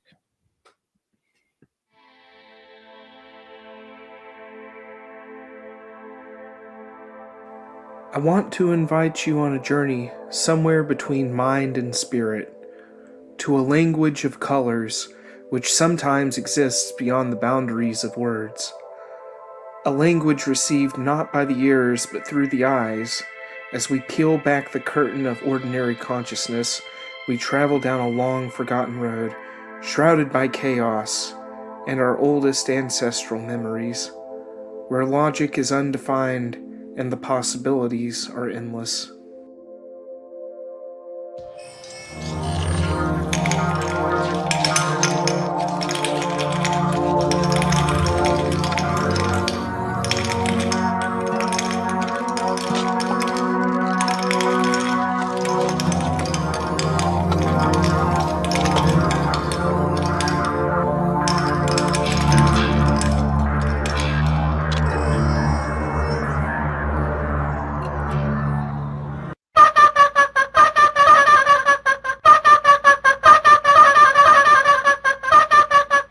If we are to look at things from a Kabbalistic perspective, just as how the magician uses ritual to bring their will into reality, an artist's processes begin intuitively and absolute, before taking form in our emotions and our imagination with Embree and Yetzirah, and finally coming into physical manifestation in Asaya. The word callous is a word used frequently in Kenneth Grant's Typhonian trilogies that has multiple meanings representing the essence of colors, but also sexual fluids or blood. When we consider Binah or Saturn on the Tree of Life as being the goddess of manifestation, the various colors of the planets beneath her represent different isolated energies that come together in Malkuth. This manifestation on the earth plane becomes a physical mirror of what occurred in Kether. When viewing a painting from a magical perspective, these various emanations of callous are the medium through which an artist gives their imagination life in the physical world. Because of cultural influence, personal beliefs, and the time period in which it was created, occult artwork is as dynamic and varied as the day is long, going back to the earliest cave paintings of Neolithic man. When we traditionally think of the pantheons associated with the Tree of Life, we think of archetypes our mind can easily associate with, such as animals. But there is another kind of magical artwork. Surrealism challenges the viewer's senses by breaching the boundaries of traditional archetypes. Instead of portraying things that are realistic or recognizable, they allow the ambiguity of shape and color to speak to the subconscious mind. One of the founders of French Surrealism in the 1920s, André Breton, wrote in his book, The Surrealist Manifesto, that the purpose of the genre was to resolve the previously contradictory conditions of dream and reality into one absolute reality, a super-reality, or surreality. This is a perfect example of how magicians use ritual aesthetics to induce trance-like states. The derangement of the senses in abstract paintings serves as a way to lift the veil and enter a magical state of consciousness.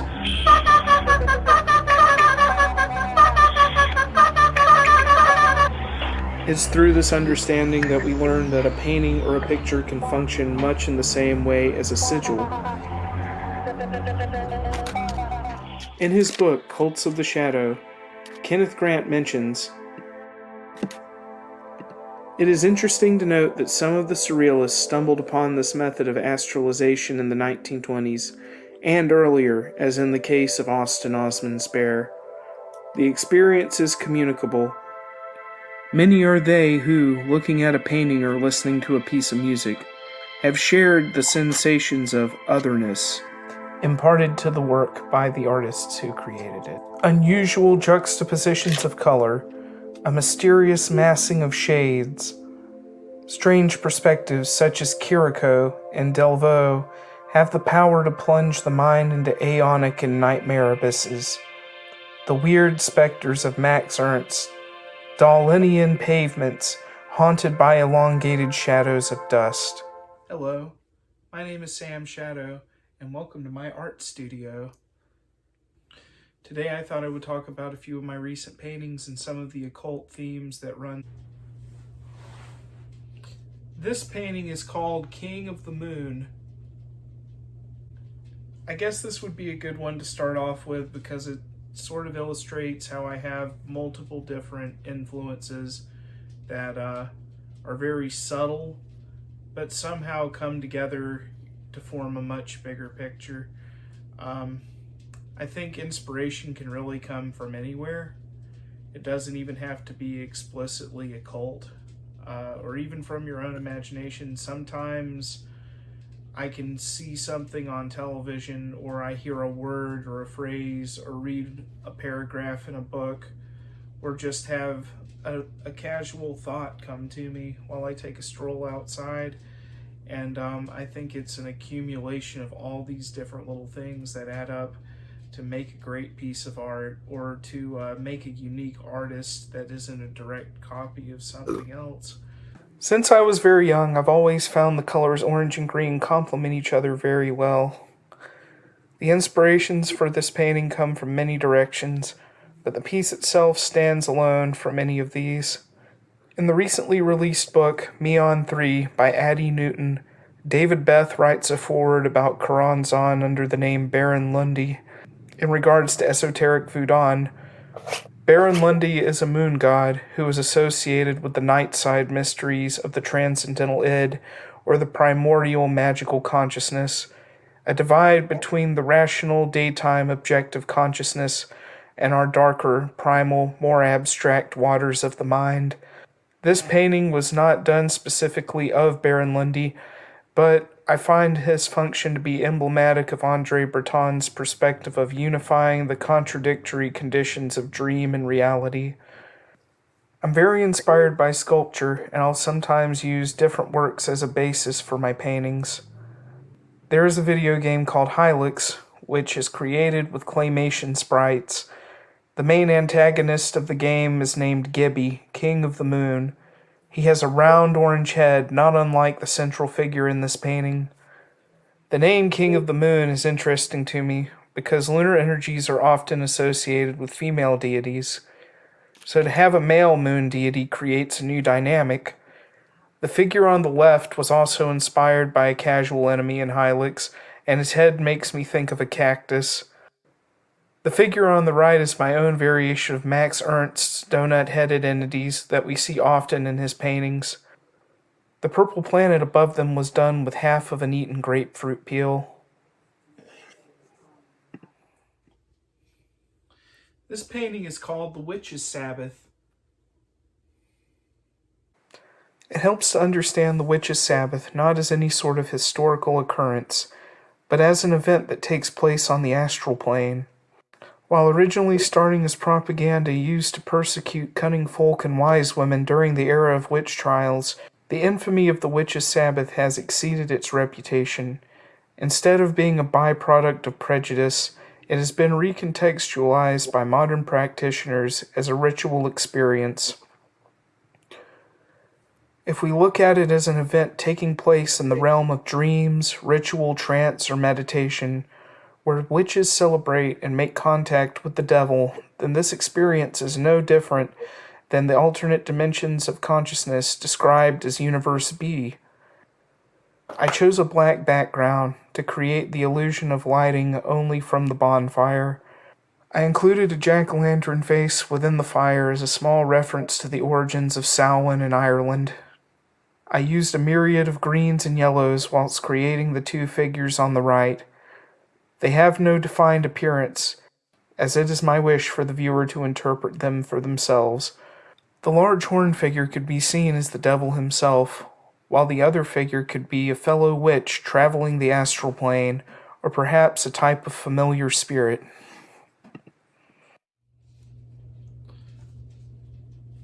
This painting is called Visitors. When I think of aliens, I typically don't think of little green men and flying saucers. However, I see them as a new archetype in spirituality that has grown exponentially over the last 100 years. Starting with Aleister Crowley's picture of Lamb and expanding from there, when I use the word alien, I am speaking about something that exists outside of conventional archetypes. Many of the creatures described in H.P. Lovecraft's stories like Azathoth or Yog-Sothoth are an approximation of something that cannot be fully described with the limitations of words. This is a glow-in-the-dark painting. I chose purple for the background to represent the Mauve Zone, or Universe B. Once again, my inspiration from sculptures comes through. The two dark totemic figures on each side of the painting are based off of carvings by Clark Ashton Smith, the one on the left being Moon Dweller and the one on the right being Azathoth. This painting is called Mercury and Friends. This is my favorite painting I've ever done, and it was also the first in the recent series I started in January. Some of the figures in this painting should be recognizable to you, such as Thoth in his ibis form on the left. The figure in the center is an anthropomorphized version of the planetary symbol for Mercury. The third figure being another familiar spirit emanating from the realms of shape and color. Max Ernst is one of my biggest influences, and many of my donut-headed figures were directly inspired by his style. This has become a theme that I've adopted in my work and tried to diversify in my own way. I also did some experimenting with textures. The subtle flecks of green throughout the sky were done using plastic Brillo pads. Similar to King of the Moon, the sun in this picture was created by using a half-eaten grapefruit. Demons to some, angels to others. I believe that when we experience our higher selves, our holy guardian angel, our daimon, we are experiencing shades of our highest potential. We begin to understand what we are truly capable of and use that inner strength as direction, regardless of how one chooses to characterize it. It is when we follow those ambitions without being distracted by our egos or outside influences that we are pursuing our true will. The magical path is not an easy one. Hell, you can take magic out of the equation. Life itself is not easy. And like all things in spirituality, we characterize these struggles as well. When you learn what you are truly capable of, there will always be others who try to damage your self-esteem or minimize your efforts. Or you may find yourself in the throes of health problems, financial problems, or relationship problems. While we all seek to follow our true wills, it's important to remember that we live a very human existence. And in these moments, diamonds form under pressure, and we see our true character. Just as the snake sheds its skin, we must learn to transverse these boundaries and move forward. In a world full of chaos, the possibilities are endless, and despite all your adversity and imperfections, you will soon realize that you can do anything.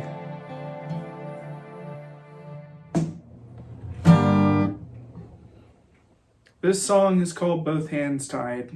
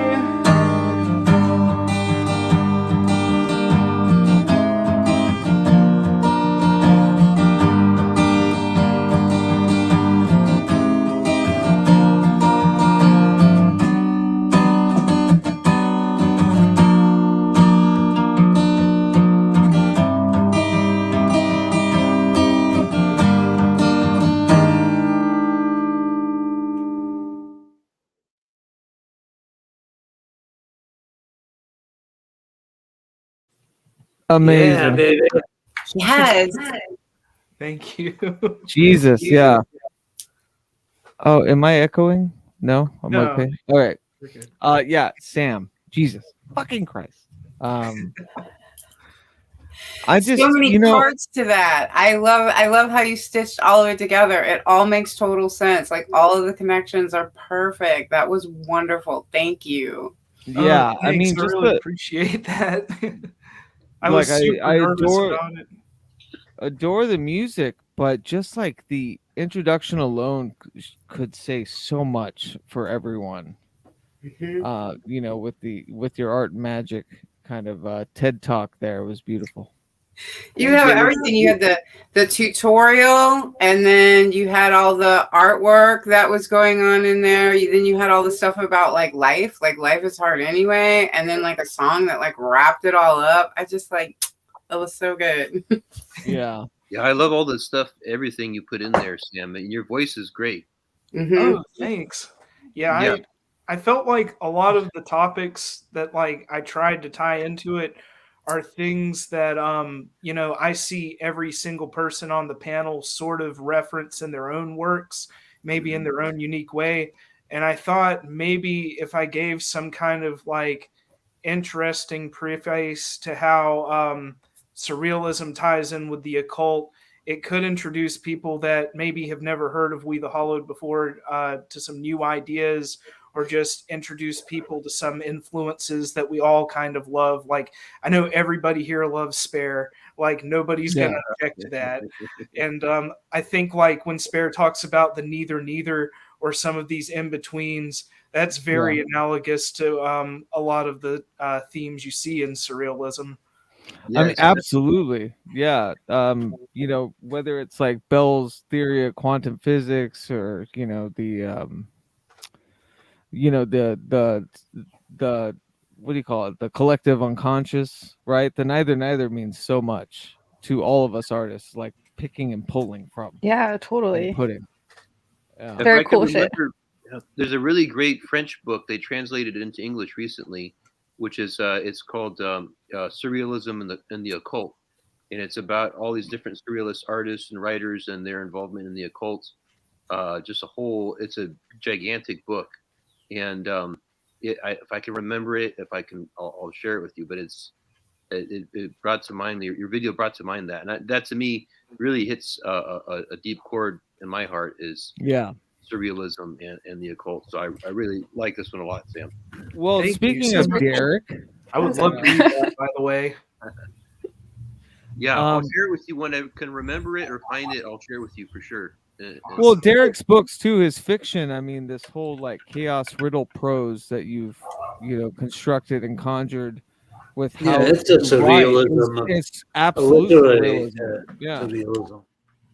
But it's like it's tangible surrealism, which is my favorite. It's there's some anchors within a somatic like reality that we all share, but it still goes woo. Well, that was definitely something that Joyce, who's like one of my heroes, right?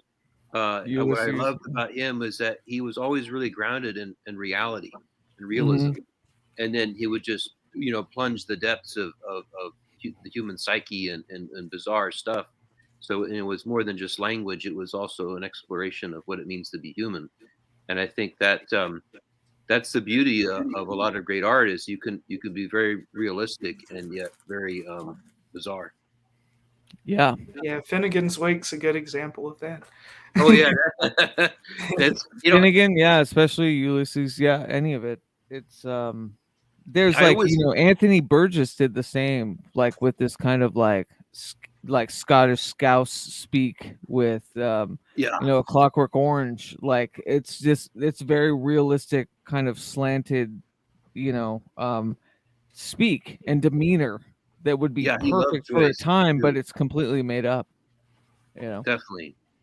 Yeah, I definitely think that there's still a lot to be explored when it comes to language. I think in all the arts, really, there's still a lot more to explore. I definitely not am one of those persons that thinks it's already all been done and there's nothing left to express. There's a lot more for us artists. Yeah. No new art. CW Chanters in the chat. Oh yeah. Hello, CW. What's up, Commonwealth Chanter? How you Hello. doing? But speaking of writing and everything, we the Hallowed is lucky enough. We kind of broke in, and this is mainly due to Eric Millar, who has published books, within the We the Hallowed moniker, and has published bibliomantic oracle works. But we're actually going to publish our first fiction, our first novella, and it's from Lee Kirk, who's a fellow Scot. Yes. And he's incredible, and there's so much to share from him, and I just wanted to I'm gonna intersperse it. There is so much to share still. We're not even in the middle of all the cool shit that we have to share, so just a warning for everybody. There's so much to come. Please stick around. But Lee Kirk, I Suffer Alchemy is the name of the novel, and there's so much brilliance, and I know that Derek actually has done some readings of it, right? I'm not really quite sure why Lee thinks you have a great voice. Lee thinks my voice is sexier than his. I mean, everyone knows Scottish have the best voices. Everyone knows Scottish is better. Yeah. Oh, aye. I mean, and also Lee is an actor too. I'm not an actor. He knows how to act. He knows how to perform. He's been performing live on stage in Scotland, doing these poetry slams. Yeah, I think he was a runner-up in the grand final, which is quite a big deal. Right. Yeah, he's a slammer. Yeah, as we call him. A regular slammer. He kicks some ass over there. No one says that. Oh, dude, that dude's a good slammer. Donkey Kong. Okay. But I did want to share, something kind of promoting his great work that, We the Hallowed's a part of. Again, please subscribe to wethehallowed.org. I'm going to do this. I'm so bad at just promoting everything. I'm oh yeah, hey, this is where it all comes from right here.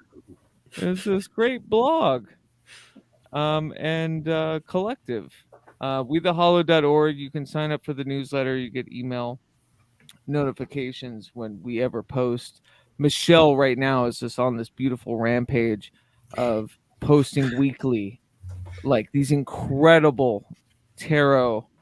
And I want everyone to know right quick, I'm a stickler and a weirdo when it comes to archetypal tarot reading, and Michelle fucking sings when it comes to that. So it's really beautiful writing. It's really beautiful reading. So yeah, subscribe to We the Hallowed, and we will be putting out Lee's book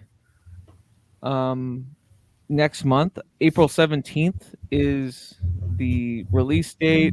I know that after today, it's going to be all focused on, on Lee's book coming out. So, but yeah, I thought I'd share something from Lee, supporting this. And so here is Mr. Laird Lee Kirk, as it were. Let's do a longer one here. We'll do this cool shit. Rock her. Unholy Shapes by Lee Kirk. All three of us had our hands outstretched, touching the cold spot, and then it happened. The acid kicked in, widening my eyes like breakfast plates. Look, Kev, this is going too fast for me. You obviously know what you're doing, but I'm sorry. This is freaking me out, I say, pulling the plum red robe hood back. What do you mean? Are you not game? We've come so far. We've made a breakthrough. Aye. To what, though? We don't know what this cold spot really is. He's right, says Matthew, lighting another cigarette, pulling the hood of his robe back, revealing a stubbled, pockmarked face.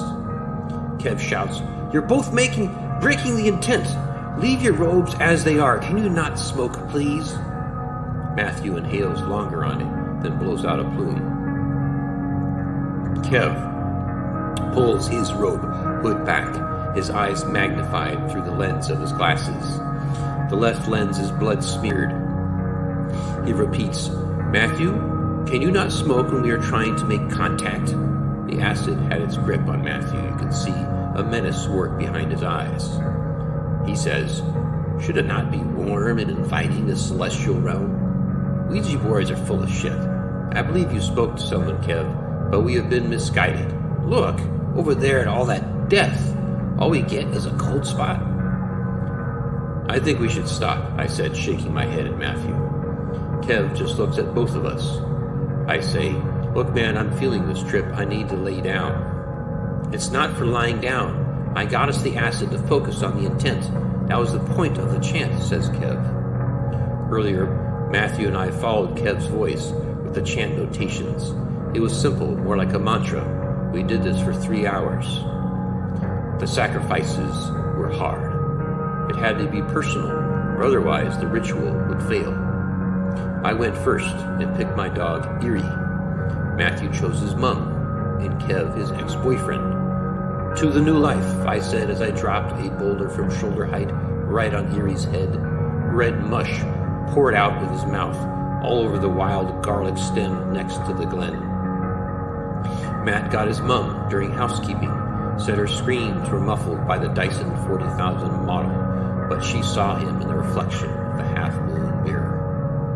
Kev's kill was Marcus, his ex-slut boyfriend who gave him chlamydia. Marcus had a black bin bag pulled over his head while the hammer smacked all around until it softened. Anyway, we were stationed at the entrance to the communal living room. My words were coming out slurred.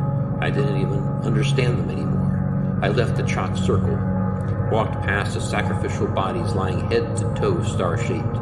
I fell on the couch with many sized cushions, exhausted, drained, empty. I love you both, Kev shouts, but you need to understand what we are doing is very real. When it opens, you will understand and witness its almighty glory. The muted television glows behind him. The static frost crackles, silently illuminating the white walls with a majestic spectral glow. Kev loses his balance, knocking the pyramid-stacked empty beer cans onto the floor. Beer dribbles onto the Ouija board, fashioned from old bathroom tiles. Kev reaches for his rucksack, pulling out a Polaroid camera. The acid has it now. I just lay there between the cushions, staring at the cold spot. Something terrible is coming from the spot, in the form of geometries. Then a white flash before my eyes. Click! I turn to the flash and see Kev pointing the Polaroid at the cold spot. Kev, man, can you not take any photos of me in this state? Says Matthew with a furious sneer. It is my duty to archive this moment. It's content for the website. Click. I told you to stop that, said Matthew, pushing Kev. Matt, calm down. I told you don't take any fucking pictures. I see the geometries meld into a little black hole that silently grows into a huge 8-foot oval shaped behind Matthew. Just as he moves forward, punching Kev twice in the face, Kev cups his nose, screams and lunges at Matthew, pulling him down while smacking with his left fist into the side of Matthew's face. They both roll back and forth on the ground, punching savagely into each other.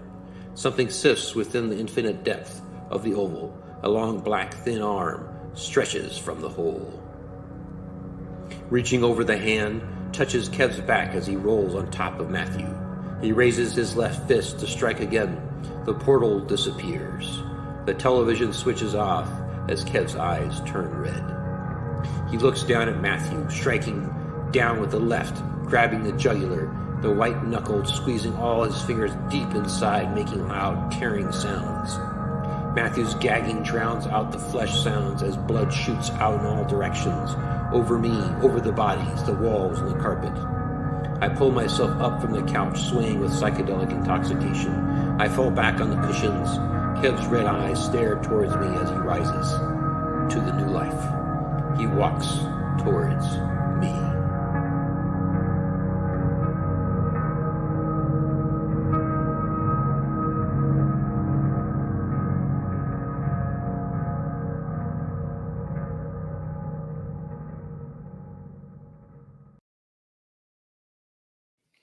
Mr. Loudly cut. That was super cool. Yeah, brilliant. That was Very amazing. fun. There's so much more from Lee to share, and yeah, Eric Millar, of We the Hallowed, did his book like cover design. Did his book design and everything. So yeah, we're very entrenched. We're really excited. It's a beautiful writing. It's a quick read too, because you're just entrenched with it. It's super exciting. So that's what April looks like for us in We the Hallowed. We will be very Lee Kirked. He'll also be coming on the Saroth the Mage Experiment. Nice. Yeah. Nice. Very cool. He'll also be on this bullshit other podcast. I forget. It rhymes with hag faggage. Oh hell yeah! I love some ag cabbage, some carrots and broccoli. Yeah. So look out for that. Who cares though, right? But anyways, beautiful. Yeah, Lee's awesome. I want to, before I know Tom has to leave soon, I want to play Derek's part.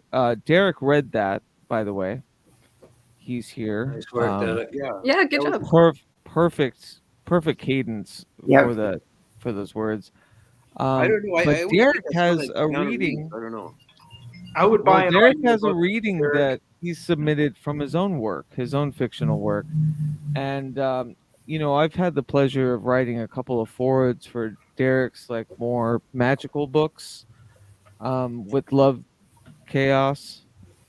His wonderful soothing kind of, I don't know how to put it. It's very Love Chaos is a very admittedly like helping, soothing sort of passage of a current. So, but Derek also writes fiction, and he submitted something. Now, Derek's only request was that I play this passage. The book is called White. That I play this passage with a white screen. So this is going to be a fun experiment. I'm going to play the tune, and I'm going to stream a white screen on YouTube at the same time. All right. So let's see if this works.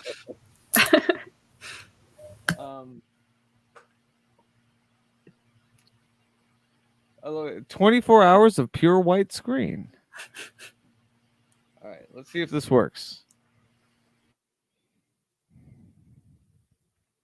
Yeah, looks pretty white.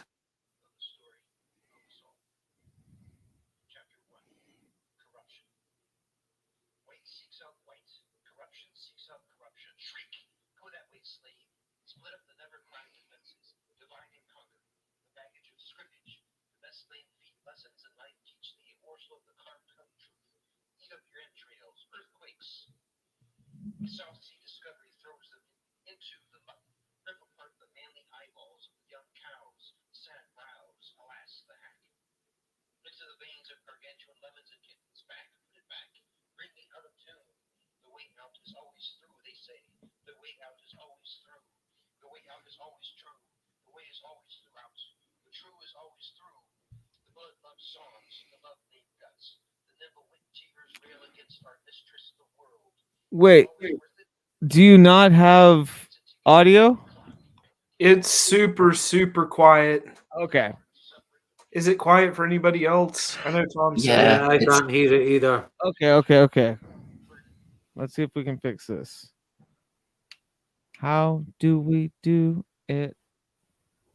This is how we do it. We're gonna. This is how we do it. Yeah. It's all right. We'll figure this out. Michelle is volume's all the way up. Out of smoke. Okay. Yeah, I'm wondering what Michelle is Derek, turning, you're here. So check this out. I'm sure the recording is on your computer. You can just on StreamYard see the share button at the bottom. Yeah. So open up the audio track and just share audio. It's saying slides and video file. Yeah, so share screen and Share just screen. say share audio. So if you share a screen at the very bottom of the whatever to share whatever, there's a little notch to say share system audio. Do that, and then Okay, yeah. just So gotta kind of follow- play it on your computer, and we should be able to hear it.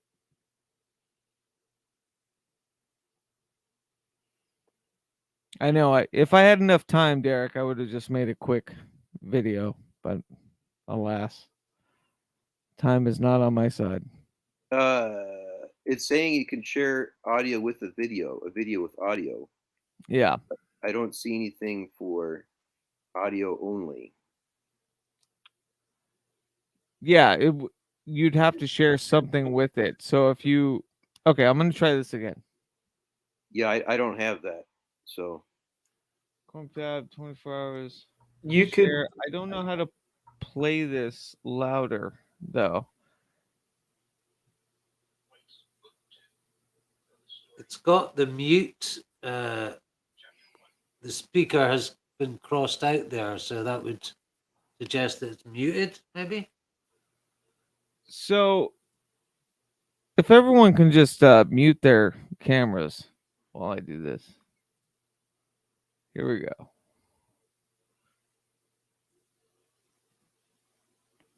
Or you might just have to turn up, folks.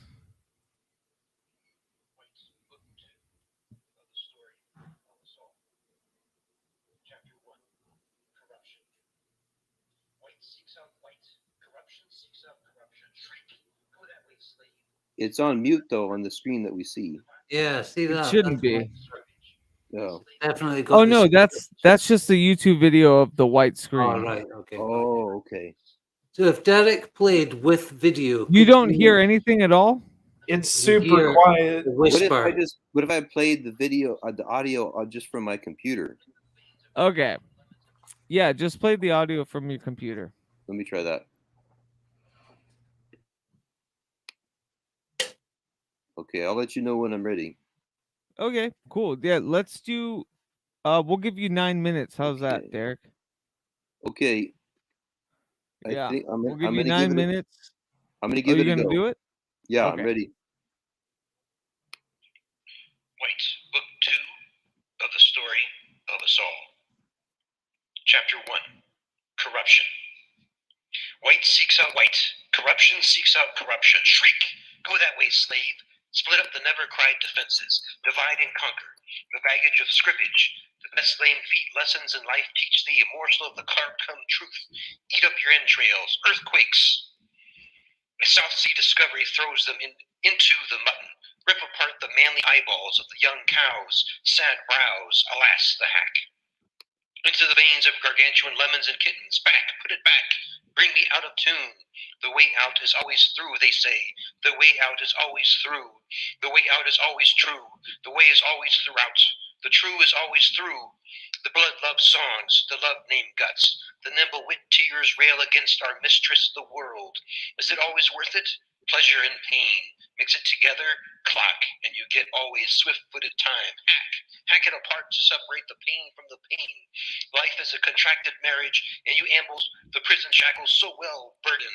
Turn every corner, and you get stuck inside another still all. Rack your brains against corruption, and you will always get more corruption. Eat up the white, and you will always eat more white. No, white is more than just white. It is your history.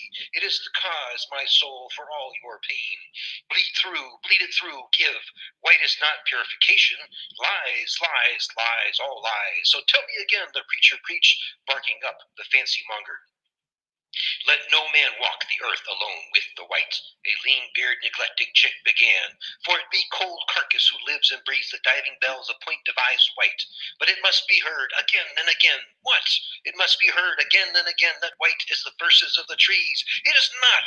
It is. It is not. It is so. It cannot be because it cancels all likelihood of cell life on the moon. It has been argued once before. Take the whippers, take the curious, all manner of lands mistreated by proud fantasticals and winning cattle. In all extremities, in all dominions lives corruption. Live it, breathe it, eat it. Innocence is always lost. Yes, we begin with ideals. Yes, preacher, we start with idealism. Yes, I am coming. We begin with heroism, nobility. We embark on the journey with hope. Hope. We open our mouths and swallow hope alive. We open our mouths and eat up innocence. Yes, we fly to the heavens with all possible enchanting dreams, delirious dreams. Yes, open hearts. Yes, open minds. We will overcome. We shall overcome. We are the chosen ones. Yes, yes, yes. But no, said the leader of the flock. We are not the chosen ones, said the flock. Indeed, we are not. We have tripped, we have fallen, we have hit ourselves again and again, beaten ourselves to a bloody pulp. One punch after another, pow, bam, sock, whack, oof. Punch after punch, kick after kick. Beat him while he is down, kick after kick. Beat him while he is down, kick him in the stomach. And that's what always happens. This is what always happens. If we do not beat ourselves to a pulp, someone else will. Someone else will always beat you to a pulp, a bloody pulp. Someone else will. For when we fall and get beaten to a pulp, we make sure someone else gets beaten to a bloody pulp too, and falls. Fall. The fall of man is woman. The fall of woman is man. The fall of man and woman is cleanliness, for white is cleanliness. Cleanliness is white. White is corruption, corruption of the gods. For if we do not beat ourselves to a bloody pulp, and someone else does not beat us to a bloody pulp, then the gods themselves will make sure to. The gods work in mysterious ways to cut us down, to bring us down through man, through woman, through experience, through war, through rape, through murder, through torture, through heartbreak, through death, through fears, through desires, through greed, through normalcy, through jealousy, through insecurities, through all forms and all ways. Always a great reckoning in a little room. Is honesty a daily word? The truest poetry that gods have made. Did hope to faint truly hard favored materialism, the foulest slut? Praise be the gods for your foulness, slut. Ye promised to couple us in the meeting with the gods. No temple but the sworn beasts. They are necessary. Many a man knows no end of them. Well met to be dispatched. Is there no man willing to give the woman? Proceed, proceed. I am very glad to see you, slutty Butley. The long procession of terrors and horrors of mankind, of antelopes, bears, lions, ants, rats, chimpanzees, dolphins, wasps, bees, dogs, cats, deer, raccoon, turtles, foxes, skunks, salmon, tuna, whales, wolves, seals, hyenas, horror after horror, terror after terror, murder after murder, a father murdering his children and wife, a mother murdering her children and herself, one race of people murdering another race of people, murdering another race of people, jealousy filling the hearts of men, rage flowing over to complete destruction, senseless destruction, murder, death, and decay with no purpose, no aim, an innocent child hacked to pieces by another human being, male gorillas killing their young, senseless destruction, one star being born, another destroying itself and all the planets in its system, a bug crawling on this paper and accidentally or not accidentally getting swished. Are you ready, sunshine, or should we have more examples, more evidence of the contrary of the evidence? Do we need more? A laundry list of man's inhumanity to man, a laundry list of woman's inhumanity to woman, a laundry list of man's inhumanity to woman, a laundry list of woman's inhumanity to man, a laundry list of it all, of the gods' inhumanity to us all, for this is the story of us all.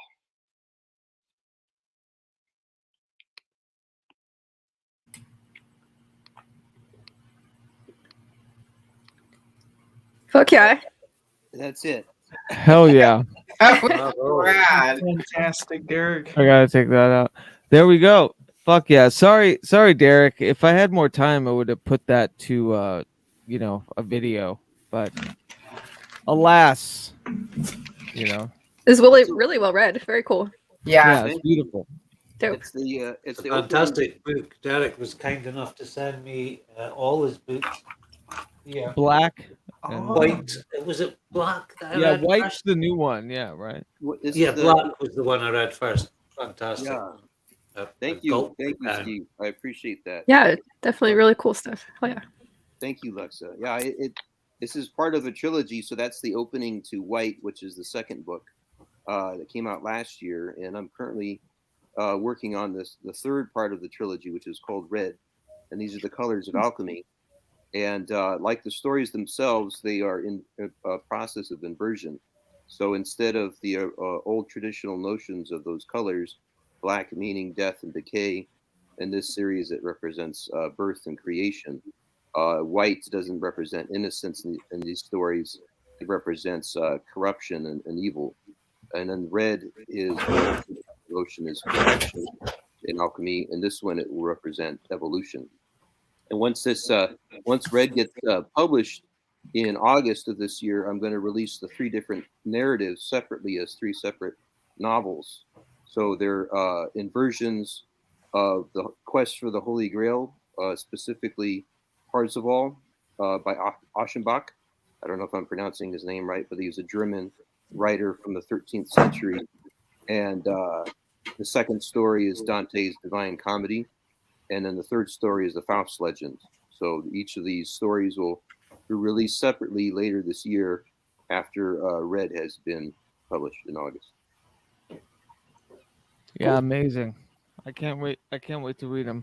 Can you talk a little bit about Chaos Riddle Prose? Sure. So the style I write in is I call Chaos Riddle Prose. I created it about 12 years ago or a little bit more. And I was writing stories, novels, and short stories, a long time ago, 20 plus years ago, and writing it in a naturalistic prose style. And I liked the outcome.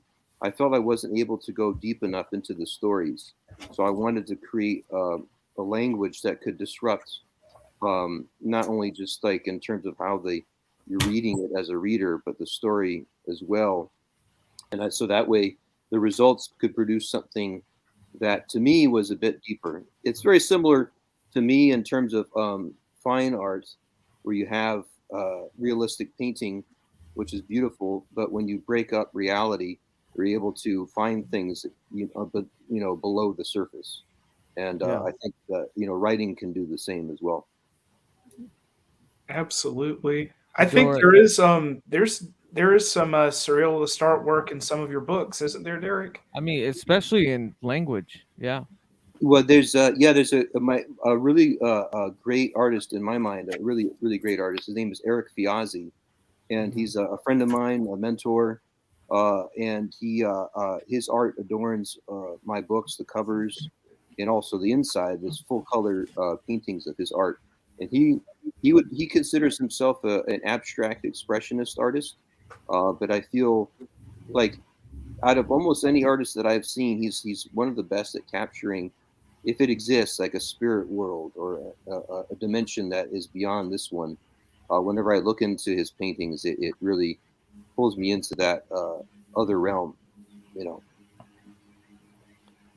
Yeah, Eric Fiazzi is awesome. I love his work on your covers, from everything from Love Chaos, Love Chaos Theory and Practice, from I or EYE, Black. Mm-hmm. Like, yeah, there's a beautiful tangent between you and this visual artist, which I really I'm dig. just Eric, so appreciative that he allowed me to use his art in the books, very much so. Yeah. Well, amazing as always. Sorry I couldn't queue up a white screen with it. It's okay. But yeah, I guess if you close your eyes, right? Chaos reigns, right? Always expect the unexpected. All hell Karanzan. Yeah. all hail the trickster god, whoever that may be. Yeah. All hail Coyote. You expect something to be fucked up, it will get fucked up. Well, how's everyone feeling? Are there anybody that needs to leave anytime soon within the next half hour or so? I'm here for the long stay, man. Yeah, me too. I'll probably turn my camera off in a bit and eat some dinner, but I'm here. Yeah. Or just eat on camera. Okay, I might to see that. That's the way of the YouTube. That's the way of the streamer. That's just gonna make me hungry. ASMR mouth Everybody else noises hungry, though. is my nightmare. Like, I do not want anything to do with food noises. I can't do it. Anyways, but yeah, there's a market for it. I'm gonna order a cheesy bread from Domino's and eat it like this close to the mic. Literally my nightmare. Thank you, Sam. I can't do it. But anyways, awesome. Okay, cool. So what we're gonna do now is we're gonna have a slight intermission so everyone can go stretch their legs. I'm gonna play something from Tom Whiston. I was gonna play his first piece, which is 9 minutes, but I'm gonna play his second piece. It's 25 minutes. It's fucking awesome. Please stick around. Please watch it. It's not meant to be an intermission. I'm not saying don't watch and go do something else. Please watch. It's incredible. Tom Whiston honestly has just been one of the biggest proprietors of audio magic for me in recent years, or recent months, I guess. I lost a lot of interest in doing PRAGMAGICK because I just wasn't feeling it, didn't care. And then talking to somebody like Tom recently and really like getting down and dirty about audiomancy and the anarchic just bounds of creativeness that we can do like really inspired me. So here is Tom Whiston in a project. Oh yeah, just quickly before you play it, because I'm gonna have to run now. I'll just, if you don't mind, I'll just say a little bit about it before we start. This wasn't really what I originally intended to submit for this. I intended something that was a bit more kind of chilled and probably more along the same vibe as other stuff that we've seen tonight. But while I was making that, this kind of demanded to be done. It's been a long time since I made stuff like this, about 6 years, like when I lived in Berlin. And yeah, it's been a long time since I made any kind of music, which is good to dance to. And yeah, I think one of the things over the kind of pandemic is not having been out to dance is something that is surprisingly difficult. I think there is like an extremely strong magical experience to be had in dancing, especially in a kind of club with other people, and getting into that kind of trance-like headspace along with a lot of other like people. somatic connective tissue between people. Yeah, absolutely. I think there's like a definite powerful magical experience in that. And yeah, this kind of just demanded to come out. So although there's a video there of me playing and you can see the stuff I'm doing, because it's all kind of done live with hardware, there's no computer other than what's recording it. So it's all me kind of hands-on hardware. Don't feel like you have to watch it. I would rather you get up and dance. I love that. Yeah, stretch your legs. Have a cigarette, take a walk, but listen. Please listen. Exactly. Yeah. Because Tom's work is amazing. Tom, you just put out a that weird off the cuff thing that I shared a little bit of. Yeah. You just put out on Bandcamp like last week, I think. Yeah. Right? Yeah. Last week. So tomwinston.bandcamp.com. I will put that in the. Yeah. Thank you. Yeah, there's lots of different music on there in lots of different styles. So it's worth having a flick through to see if something takes your fancy. Yeah. Beautiful stuff. So yeah, please just get enveloped, and this will definitely recharge us. I'm absolutely certain. Enjoy. Perfect. Yeah, this shit is brilliant. Well, yeah, have a good night. Thanks for joining us. Yeah, thanks, Tom. Thanks for stopping in, Tom. Bye-bye. Tom, always a pleasure. Haunt on. See you again soon. Haunt on.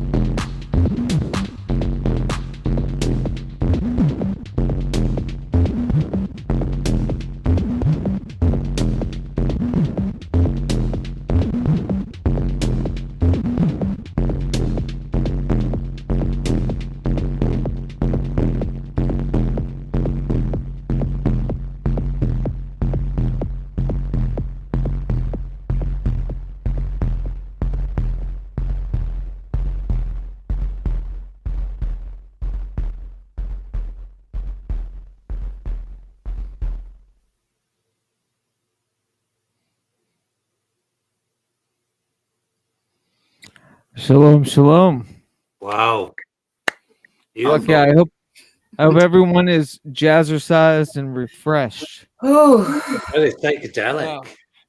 That was so good. I was so excited. I would pay to see him live. Yeah. Oh yeah. Yeah. I would love to see Tom Whiston live now. Yeah, that was fucking dope. I really liked seeing like the process that he just all of it together was rad. I can sort of see like why it had to be made, right? It was very cool. Yeah. Well, also like there's so much like background ceremony too about it, and I love his like need for manipulation of a digital construct, but like bringing that analog ghost to it. That's my favorite shit. Like he has to play it, It was super dope. Hell yeah. Yeah, But yeah. he had like an IDM acid house flavor to it. Sure. Yeah. Very old style acid house as I remember it, and I'm probably the oldest person here. The Irvine Welsh acid house. Yeah, wow. That's the stuff though. Absolutely. That's Went to see a DJ called Billy Nasty just the other week, and it was kind of like that. Yeah. The old dry ice and right, strobe lights and very tribal, shamanic. Just I love the stand dancing. Yeah. Oh yeah. Yeah. But I hope everyone's refreshed. Holy shit, we have so much more to share. Ridiculous. We're only halfway done. We're 3 hours in. We're Live halfway chat's done. gonna need some serious amphetamines or something. I know, right? Yeah. So I figured, let's play a little bit of the audio or the video sigil. We'll do that, and then we'll go into I think Stevie's next component, which is awesome. But again, in the video sigil, everyone that's here pretty much is a part of that. So there's videos for that. So yeah, let's let's keep pushing it through. Rock on. Yeah. All right. So here we go. This is according to my manifest here. This will be Outlet Press, Eric Millar, into a Dakota Slim song of mine, and then I'll probably stop it after that, and then we've got 7 other tracks to play or whatever after that, but also a lot more layered, some Seyroth, so much to see. I hope everyone has got a bevy. I hope everyone has stretched their legs. Let's hit this.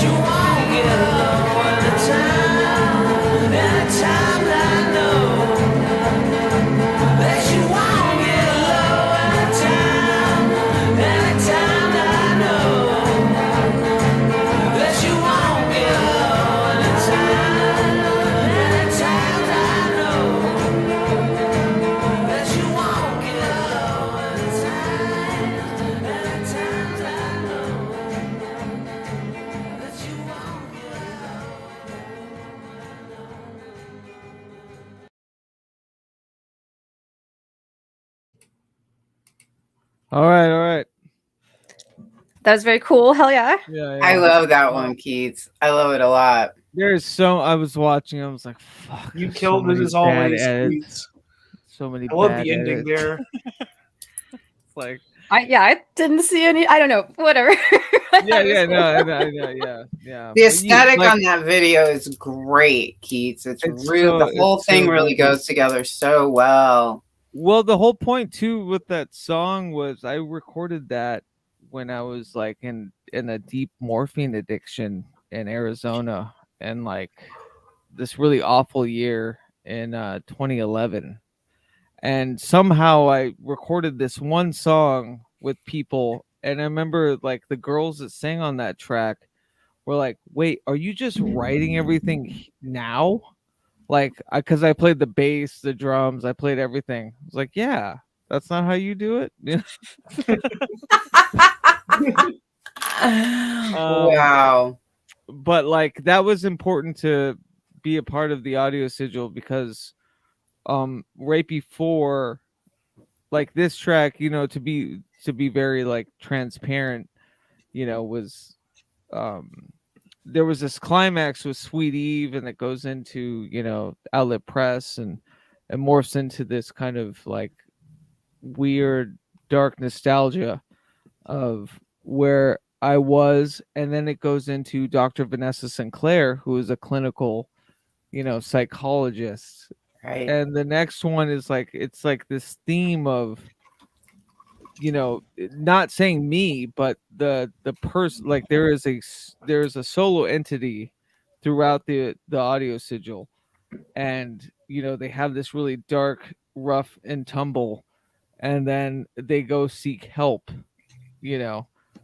and the next one is Vanessa Sinclair, which we'll play later. But yeah, Oh, I love it. yeah. But I have so many magical chills today. I'm like, oh, it's just all running through my through me. Yeah. It's so nice. Well, like it's funny because I was telling Mary I don't have the time. I didn't have the time. I wanted to do so much, right? I think like my entire identity is cutting down what I want to do. It starts with this crazy dream of I'll do like a live set, and I'll do this video sigil, I'll do the what I mean, like it keeps going. And then like towards the end you just got to be kind to yourself and say, no, I just don't have the time to do everything. So this is my dude, I feel that what so I hard. got to give. Yeah, no, dude, I feel that so hard. Like with this project I'm working on right now, like there was all these other components that I wanted it to have, like all these like visual elements and all this shit. Like I finally had to just be like, no, just like focus on actually finishing it. So yeah. It's funny, during Tom's track, so I took my phone because I have this just in case the internet's weird with this computer. So I have my phone hooked up, and I went out to have a cigarette, and I was listening to Tom's track, and I was telling Mary, who's like listening in and just like, hey, yeah, everything sounds good, everything's fine. I was telling her, I was like, today was what it was about. Today is what we built so much up to, like you got to be present with this. It's like it's fun and it's great, and everyone's works are amazing. You can't over editorialize the idea of today and the Hauntquinox and all of that. So well said. Yeah, fuck yeah, dude. Yeah. Oh, here's Eric. He says, what's crazy is that I made my song during a super dark time too, made during a nuclear meltdown of an abusive relationship. Yeah, Eric, brother from another mother, straight up. Hi, Friday. And also you'll hear, further down the road, hopefully not too much further. We've already spent a lot of time together, but Eric pops up all throughout the audio sigil. Like his synth works, his Mandelbrot. Yeah, his pieces. Like it's such a collaborative effort. That's what's so exciting to me about all of this. It's such a collaborative effort from everyone. You know, that's I don't know. Makes me feel good. I feel like yeah. Go ahead. I was just gonna say, like, I do feel like everything kind of was building up to this point, and we had a good practice run with the Saturday sideshow, but I think this time we really, like, everybody brought their best game forward. We've really, and we're not even done. We're only halfway here. we were so nascent too with the Saturday sideshow. Like we kind of let any and all in. Well, it was weird. It's like, you had to, you comb, you find the others, right? But at that time, it was like, wow. Are you saying you got a blackball CW chanter? Is that what you just said? I never said that. I know. He said it in the chat, so now I'm teasing. Oh well, like I think he was mad. I was like, yeah, but you're not part of We the Hallowed. He's told me he doesn't even watch my videos. So, that's on him. But no, big love to big love to Carl Werther's chanter. Could have swore you were gonna say Carl Abrahamson for a minute. Carl Weathers. Big love to Carl Abrahamson too. Carl Weathers chanter. All right, let's play something else from Lee, who's putting out a book. Then we'll go to Sayroth, which I'm really excited about. I'm excited about everything, but Sayroth just dropped this video to me like an hour before we were supposed to do this, and it's fucking awesome. Excited to show it because I haven't watched it and just skimmed through. But let's see some more from Lee Kirk. Or Laird Lee Kirk, as it were. Excuse me, Sarah. Excuse me, Stevie, for bastardizing your accent. All right, so we're going to. I'm trying to change the subject. And, can't do it quick enough. Here it goes.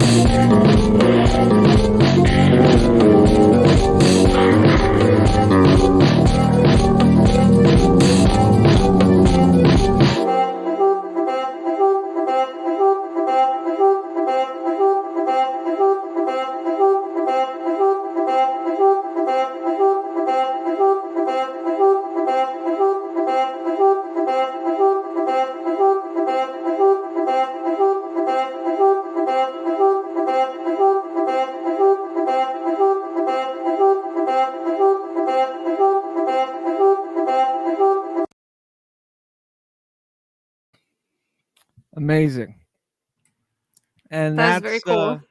Yeah, that's another promo for Lee's outcoming book, I Suffer Alchemy, which will be all hopefully, I mean not hopefully, it will be, but it will be promoted and spread throughout the We the Hallowed communities. Barry Lee, as little as I know him, he's been very generous, because we were supposed to do the recording for the interview like a couple of weeks ago, and I had to confess that I just wasn't ready. I couldn't, I was working, I couldn't think of any ideas, and he was just like, do not worry, we'll just do it later, don't stress, my brother. Oh, interesting. Yeah.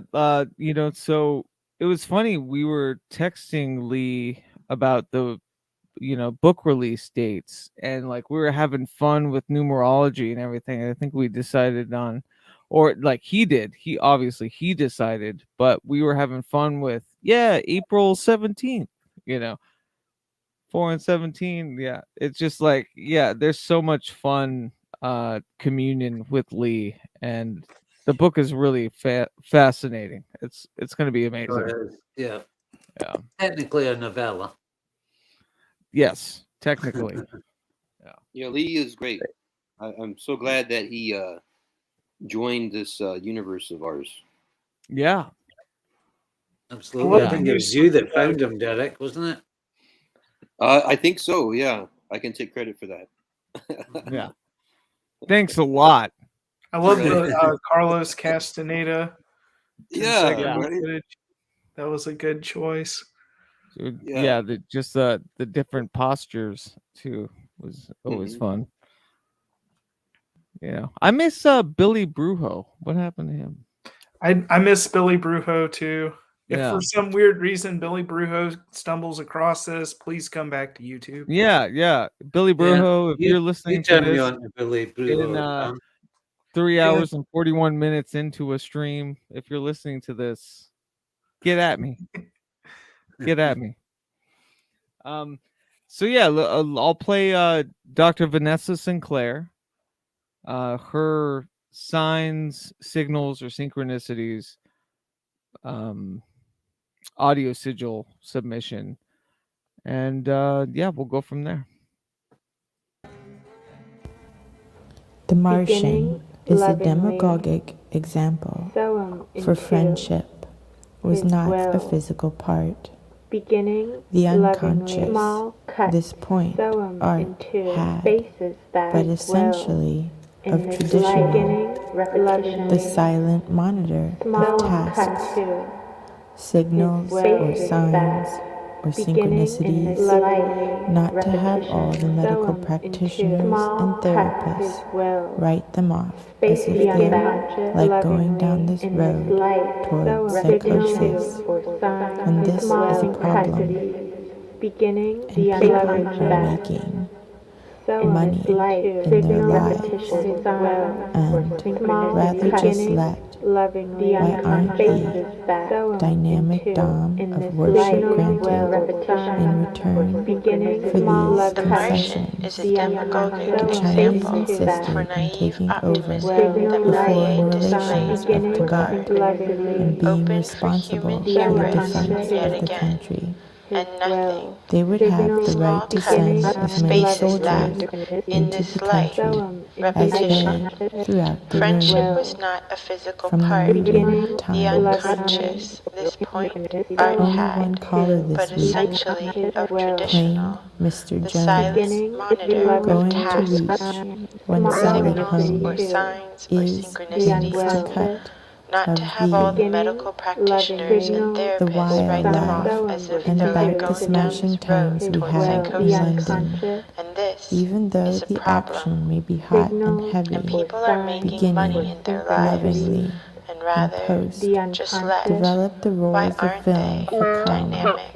Hard before mind have to learn to work with, be bothered at the new performance or act, treated deep inside him, behind whatever was really him. And it was this that animated his face into a snarl as he suddenly grabbed and slammed her up against the corridor wall. So, then into his will, sex.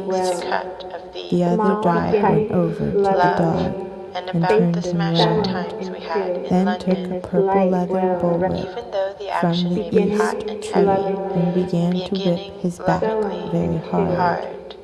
To mischief going on, and this in the paradise of heaven proper. And when he considered the earth, he shook his head and exclaimed, "Dear God in heaven, just like the humans did before some great rub off on my cup and balls, a psychic gross, Genesis, Adrian, in this light, repetition, small cups, spaces that The other dog went over to the dog and turned him round. Then took a purple leather bullwhip from the east tree and began to whip his back very hard. To mischief going on, and in this the paradise of heaven proper. And when he considered the earth, he so shook his head and exclaimed, "Dear God in heaven," just like the humans did before some great them into his will.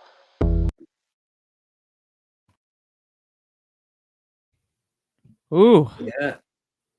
Super dope. And the next one is Sarah. Strangely erotic. The next one is Stevie and Keats joint, or blunt, as Jonaside called it. Yeah. Stevie That one was Keats so one. good, Keats. That was amazing. Oh, That thanks. was Yeah. That was really, really good. I love that one. That like, Did you do the visuals for that, Keats? Yeah. Oh yeah, I that was did the dope. visuals for all the video sigil. Everything, man. Jesus Christ. Yeah, it's really cool. That was I mean, it perfect. was Yeah. what started it. It was supposed to be, oh yeah, there should be, if I want to upload to YouTube, yeah, I'll just do like old public domain stuff, you know. And then it works. became an obsession with like, you know, I wish I could do that stuff. 17 That's why different tracks all having their own theme, and yeah. And you really didn't see that coming, Keats? No, honestly, yeah, maybe. God, you just like hit me in my solar plexus with that I'm one. Like, sorry. I should probably realize that. You know? I bet Mary, as soon as she heard it, was like, "Oh God." She was funny, you know. She smokes weed. I don't really, because my mental disfluencies. But she was like, "Oh, this is tight," you know. Nice, good pairing. And then I Good showed pairing. Logan Ford, who I'm buying. You know, we're getting land in northern New Mexico. He's the one that did the animation of the skulls throughout the cow skull rotating. Yeah, the coyote skull, the crow skull, the bull skull, and I sent it to him. I was like, "Hey, tell me what you think." And he goes, "I have a dose of mushrooms I'm about to take right now." Yeah. So I was like, "Okay, we win." You know, that's good when people want to get fucked up to art. Yeah, I was very tempted to smoke some DMT when Tom's set was on, but I thought it might not come back to earth in time. Speaking of which, Stevie, the next 5, 6, 7 minutes are going to be all about you, buddy. Yes. Because not only do we have your amazing submission that you That's great. threw in right before with my track underneath, but we also have the video sigil thing that's coming up right now. So we're gonna do this because I can't believe it's almost 4 hours of the stream. That's crazy. I hope everyone's feeling well, drinking water. I'm fine. I've had some prawn crackers. Yeah, This great. is I'll be leaving after Steve's thing, Keats, just so you know. Yeah, I gotta say, like, as an Equinox, you couldn't ask for anything better. The gods will entire gathering. So, but yes, let's watch Stevie's the video is silly. Newlands. As a contrast to the rather depressing end of the world lyrics. What's funny is that actually your poetic imprints are very similar to the Dream Boy. Yeah, well, that's yeah, poetry. My imagination. I'll show you towards right doom. after this. Here we go.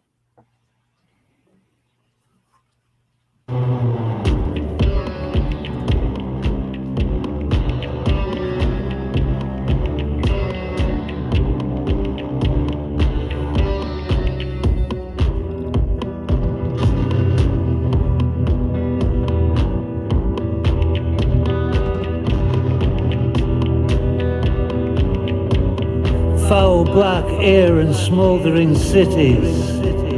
Another terrible century begins. Shuddering down through spirals of time, warlords and goose-stabbing soldiers march in rank and line. Plague, war, and rumors of war. Europe in flames, black rats, Vikings. Fever ships and ghost galleons dock crews of poisoned men. The horror of history, the apocalypse is at hand. Foaming foul-mouthed flagellants, the holy man, burning coals for eyes. God does not desert us. Repent and ye shall never die. A bow strung tight, the flaming arrow of Christ. St. Anthony's fire, blackened limbs and ecstatic visions. They feverishly twitch and dance. The apocalypse is at hand. Far away upon the ragged sea, safe in humble quarters, the children of older gods accompany me. We sail for new lands in the west, the country where the sun is said to rest. Fast asleep on the black ship, cutting the water like an evil prehistoric shark.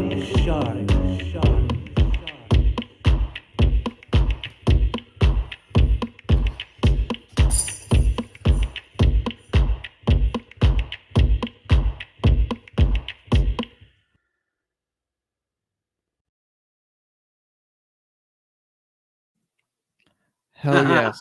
Okay, wait. That was super cool. I shouldn't have even said anything. Now here is Dream Boy by me and Seyroth. I do the music like the last one, this one, but it's all Stevie. It's all Stevie speaking.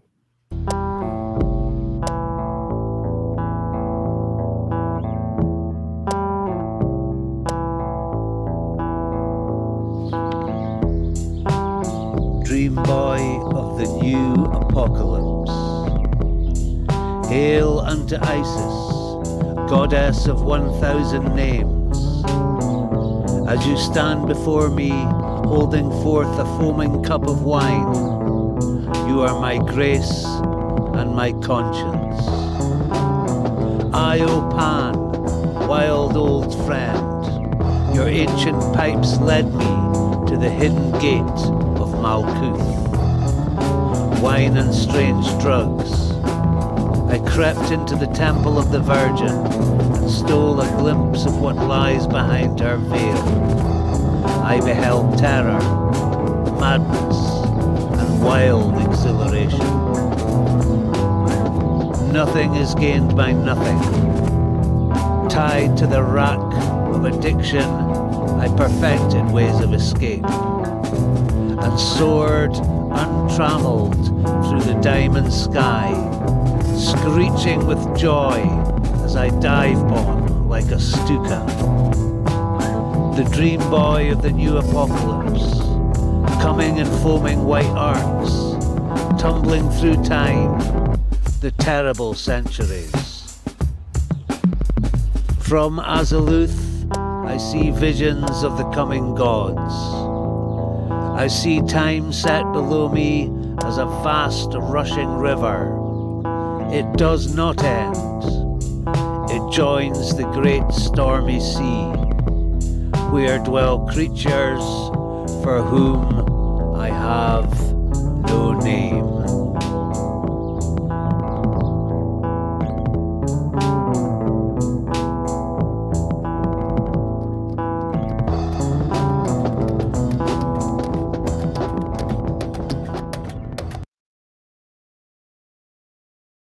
Haha. Very Interesting. cool. It's It the goes same- right into another song. It's the same Try to poem. pause it. It's the same exact theme. Apocalypse starts on the land. I'm telling moves you, to the Dream sea. Boy. Yeah, and you know, the video that we just shared, like you have this you know, this tether with imagery, and it is apocalyptic in the sense of a bittersweet kind of ironic way. You know. Yeah, but lately Yeah. I've It was been great. sensing like a true apocalypse, like Oh, sure. Yeah. you know. Well, geez, Stevie, let's not get weird about it. We don't want to. I think Yeah, we're on all that note, being we'll to save be a done, body but I do You got to know. get going though. So this has been amazing, great work, Keats and everybody. I absolutely loved it. I'll finish watching the rest of it later. Awesome. Yeah, Derek, we have your video sigil stuff coming up. But yeah, thank you Yeah. for being here. Cheers, Yeah, this has Derek. been very, Yeah, good to see you, Derek. Great to see everyone. And I, Yeah. as I said in the comments, Keats, that video sigil, like everything I've seen so far, is fucking kicks ass. It's really, really good. Oh, cool. Thank you. Yeah. Yeah, it's really Well, good. So I thank look. everyone else, actually. Well, yeah. I mean, it's everybody together, but you're the one that I'll put all the visuals together, so it's really good. I'm really excited for your one too. Like your Lust, Chaos, and Babylon into Oh, okay, our yeah. Well, collaboration. That one's legit. It's fun. Yeah. Well, everything Yeah. else before has been great, so I'm sure that it will be great too. So cool. Well, all right, the pink everybody. marker. Big love, Derek. Cheers, Derek. Big love, Good to see Derek. you, Yeah. man. The pink marker says we have, you know, maybe like a half hour left of content. All right. Of course, I want to play more of Tom, who's you know, his project Aesthetic that we play the 25-minute thing. Amazing. Some like the latter half of the video sigil, the audio sigil.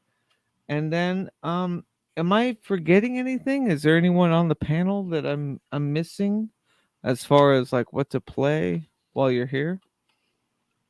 I want to say hi to Kendra Raven Moon in the chat really quick. Oh yeah. Thank you for coming in. It means a lot. Hello. Yeah, much appreciated. Thank you for everyone being here. Oh, Yeah, guess what thank I'm gonna all of do? you. Can Well, I if be a Eric- ham? Check this out. Check this out. Just wait. I don't know how to do this. Wait, where'd it go? All right, hold on. Hold on. And it goes, no, damn it. I don't know where it is. Basically, it's like, it's just a scrolling thing that says, if you want to help, you know, donate, pay for the We the Hallowed website hosting, like I'm not pressuring anybody. This is not a monetized thing. I don't care about any of that, but I feel like an obligation to maybe mention that you know, that's all available, and you can via PayPal or Patreon or whatever. I think I lost a little scroll. Oh, there we go. Check this out. Oh, cool. This There you is go. CNN. Yeah, I feel dirty doing this, but yes. You know, costs money to run a big website such as We the Hallowed, and and things, and It takes a I'm lot not of time to put together a thing like time this. as well. Yeah, but you Yeah, know, you've been like, working so hard on this, man. yeah, I don't. I feel weird about it. I got to be honest. But yeah, this in it of itself, like I host PRAGMAGICK through this. You know, Michelle Embree's awesome weekly tarot columns, all of the great stuff that we are all associated with and do. Yeah, if you feel like, I don't know, I'm gonna just stop. I can't do this. I love your Patreon, Keats. I love it. I don't, like it's this is a good thing for everybody to go do. And the website is awesome. And I love writing for it. And I wish you could do this full time. So yeah. I don't know if you don't want to plug it. I just want let to me plug even. it. What? I just want to break even. In asking for a little bit of coin for your service. But if you could do this full time, look how great it'd be for us. Yeah. Anyways, that's me plugging you. You don't have to agree with that. Well, thank you. Yeah, and yeah, we'll move. I feel so weird about it. I'm gonna. I don't. All right. I don't Keep either. some money. And another thing. I'm shameless about Smash that like button. Like, click, and subscribe. Bandcamp. So ring the bell for notifications. There you go. Yeah. Silly shit. But anyways, yeah, thank you everyone who's been here. We still have a good number of things to share. I hope everyone is hydrated. I hope everyone is exercised. I did jumping jacks, when my camera was off. Just, and push-ups. I did a little bit of I'm an King Kong. exerciser. I got inspired by Lee Laird Kirk's video. Had to stretch some back muscles. Nice. We still got some more. We still got some more Laird, but here I'm gonna do another Eric Millar. It's a quick one. Eric Millar, if anyone doesn't know, No Gods But My Own is probably the most anarchic and interesting and seminal work from a working artist and occultist. I have the other books here. I've been keeping it on Bottomless Bag, Impossible Game. Bottomless Bag. He's done all these, but like it's weird to I talk to him every day, and it's just odd to like I absolutely adore everything that he puts. These are great on paper and digitally. But yeah, his stuff is super cool. Shout out to Eric. Yeah. Those books that Michelle just showed were such a huge influence on me last year, and I still use them quite a bit in my divinations. Disruption Generator and especially Disruption Generator.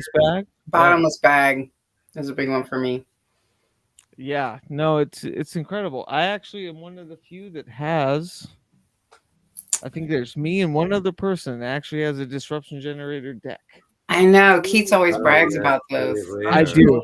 I brag about it. I have heard you mention this before.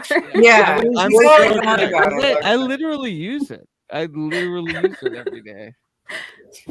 Guess yeah, what it makes me feel good. It makes me feel like I'm, like VIP or some shit. Hell yeah. But anyways, here is Face.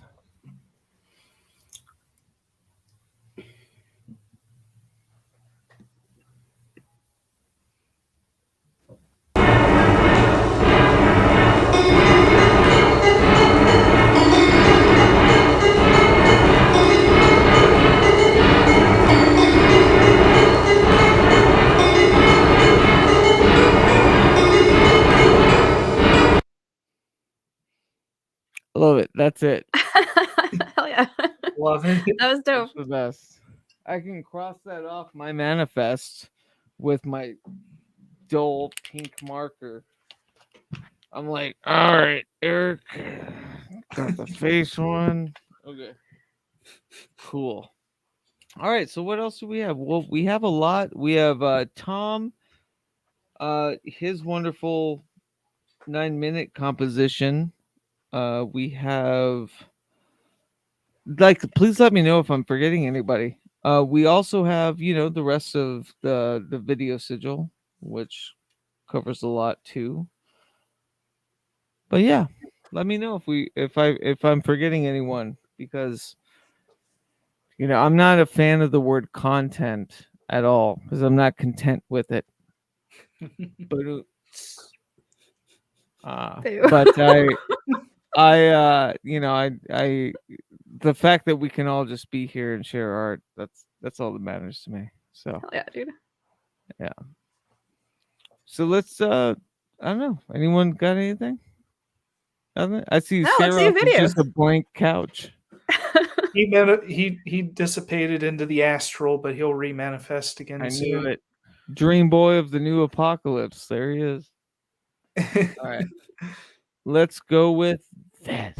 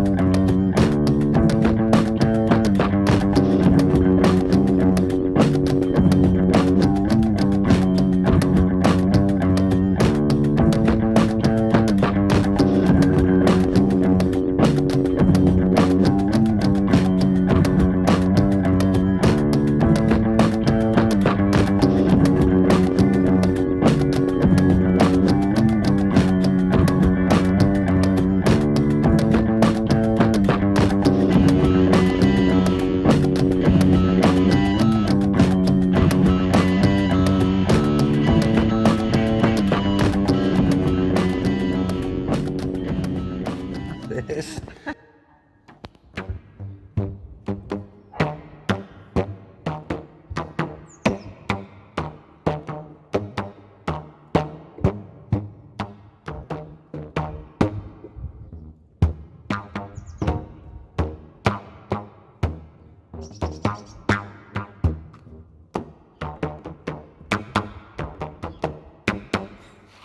This.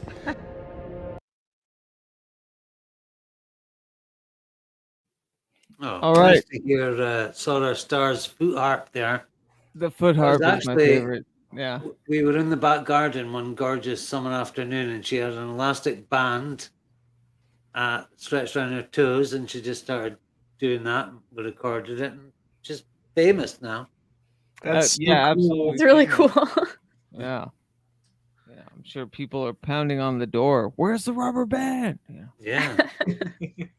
No, I love it. And it's just, it really does, through the cadence of the entire audio sigil, it really just like lightens it up, just picks it up. And it's so much fun. Sorosar foot harp is, that's one for the ages. I love it. Should be thrilled. Let me see. Oh, we got some other Lees. We got another Lee. Mr. Kirk. Let's do this one. And Shazam.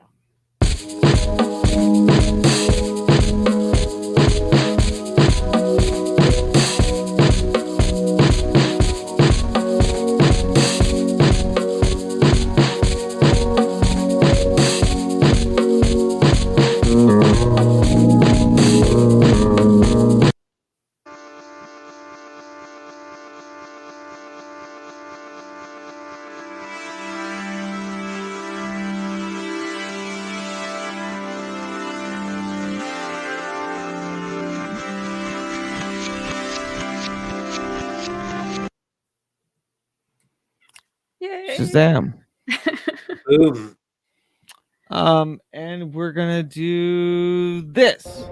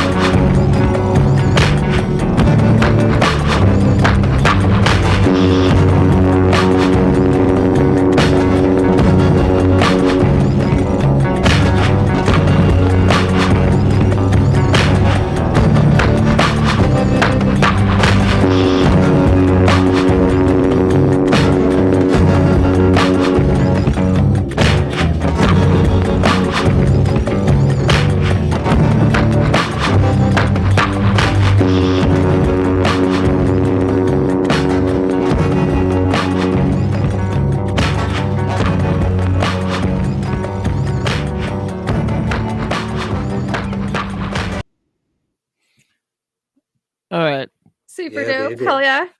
So I have just Tom's bookend left for the video sigil, and I think we shared everything. Yeah. Yay! We did it. We did it. Yeah. Well, no. No, we did it. We did it. We did it. We did it. Yeah. We did it. It's insane. I did not foresee 4 hours. I kind of did. Yeah, me too. Yeah. When I saw the list, I was like, how long is it? Yeah, this is going to take a while. I guess 6, to be honest. Somebody asked me how long, and I'm like, it looks like about 6 hours, if you ask me. So yeah, I was like, it can't be that long. Yeah. But yeah, this was incredible. Happy equinox, everyone. And yeah. I wanted to say something too. According to like some of the astrologers out there, like right now, starting today, this is so perfect. Today, for the next 9 days, what you do, what you put your energy into, that's going to set you on a whole new course. So like whatever y'all do, whatever you're trying to do out there, your rituals, drinking your water, whatever it is you're up to, making art, do it every single day for the next 9 days. See what happens. I love it. Yeah, Perfect. that makes so much I'm off sense. work for 2 weeks, so I can there you go. literally do something. Perfect. Perfect. There Do you it, go. Sir Rob. Yeah, I haven't even had time to kind of sit and meditate from my big trip that I took last weekend, and now my dear friend and business partner is putting an offer in on land. I'm like, what is happening? Oh yeah, you're gonna start like a hippie community. Yeah, hippie community. Yeah, that's what. No we're way. gonna do. I'll come live in your hippie community, Keats. I would if I could get over there. The I'll only bring my. no, you have to wear cowboy hats and boots. That's it. All right. Well, I'm Everything bringing my black flag everything of else is anarchy fine. to your hippie commune, then. We all Absolutely. have to work on a ranch. Yeah. Big Love is not letting you in on it. Yeah, it's just trippy thinking of I don't know. And we talked about, it was me, Michelle, and Stevie that came up with, the 20th, we should do something then. And like here we are. So much has changed, and so much churns still. It's really interesting to see. And after this, I'm really excited about what comes next. What does come next? Well, Robin Williams back on a surfboard, and Crispin Glover writing a new book. Wait, sorry, is anyone listening? I'm a little lost. Yeah, those are your inside thoughts, Keats. Your inside. That's inside your head. dialogue. Yeah, I thought that was a personal question. What comes next? Well, let's see. Yeah. A DeLorean Batmobile Tim Burton version, and no, I don't know. I want to go skydiving with the Macho Man Randy Savage.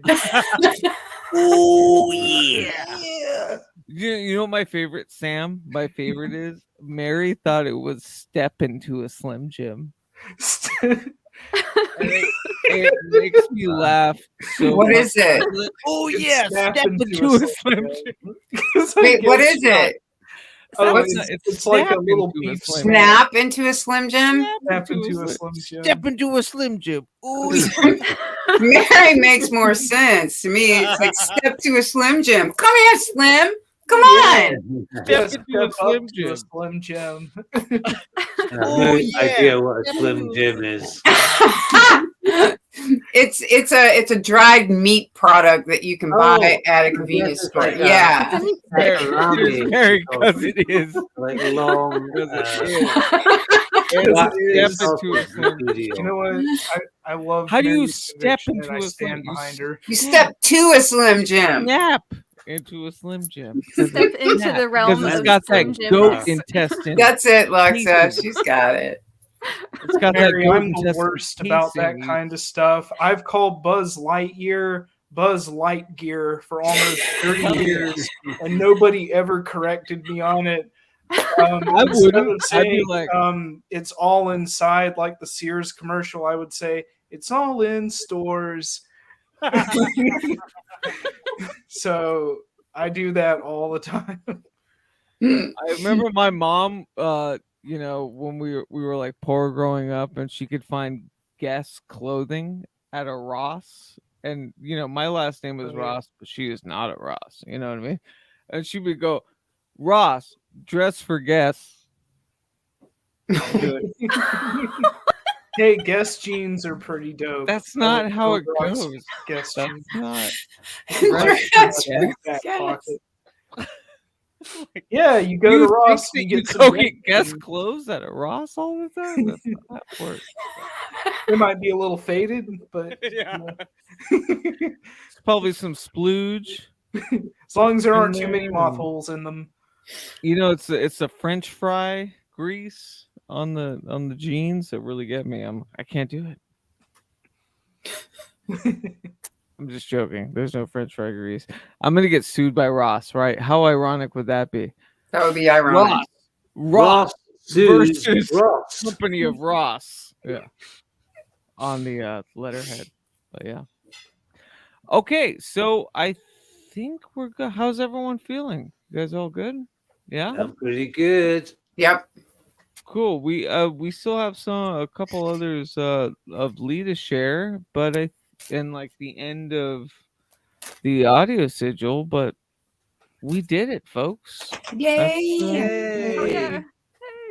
I think we should start from the start. Yeah, let's just do this all over Do it again. all over Do it all over. Go through the whole thing. Hold on, I'm gonna go boof some cocaine real quick, Yeah. and I'll be back. We'll do another 6-hour live stream when Keats gets back. What's up, guys? Hey! Yeah. Sorry, that was very combative. Calm down, Me Keats. screaming. Calm down. Yeah. You're all Screaming in friends. the mic. That was really combative. I apologize. That's what happens when Keats just thinks about cocaine. Okay? All right?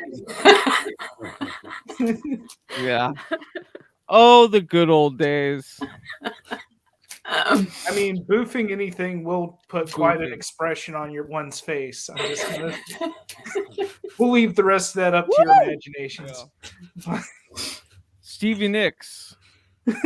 Enough said. Yeah, enough said. Well, I love all of you. We're gonna play we're gonna play another thing from Lee, because yes. Oh shit! I should do this. I forget that I'm like, you know, kind of orienting this stuff. But here is the video sigil for With the Hallowed. It's pay what you want. You can just download it.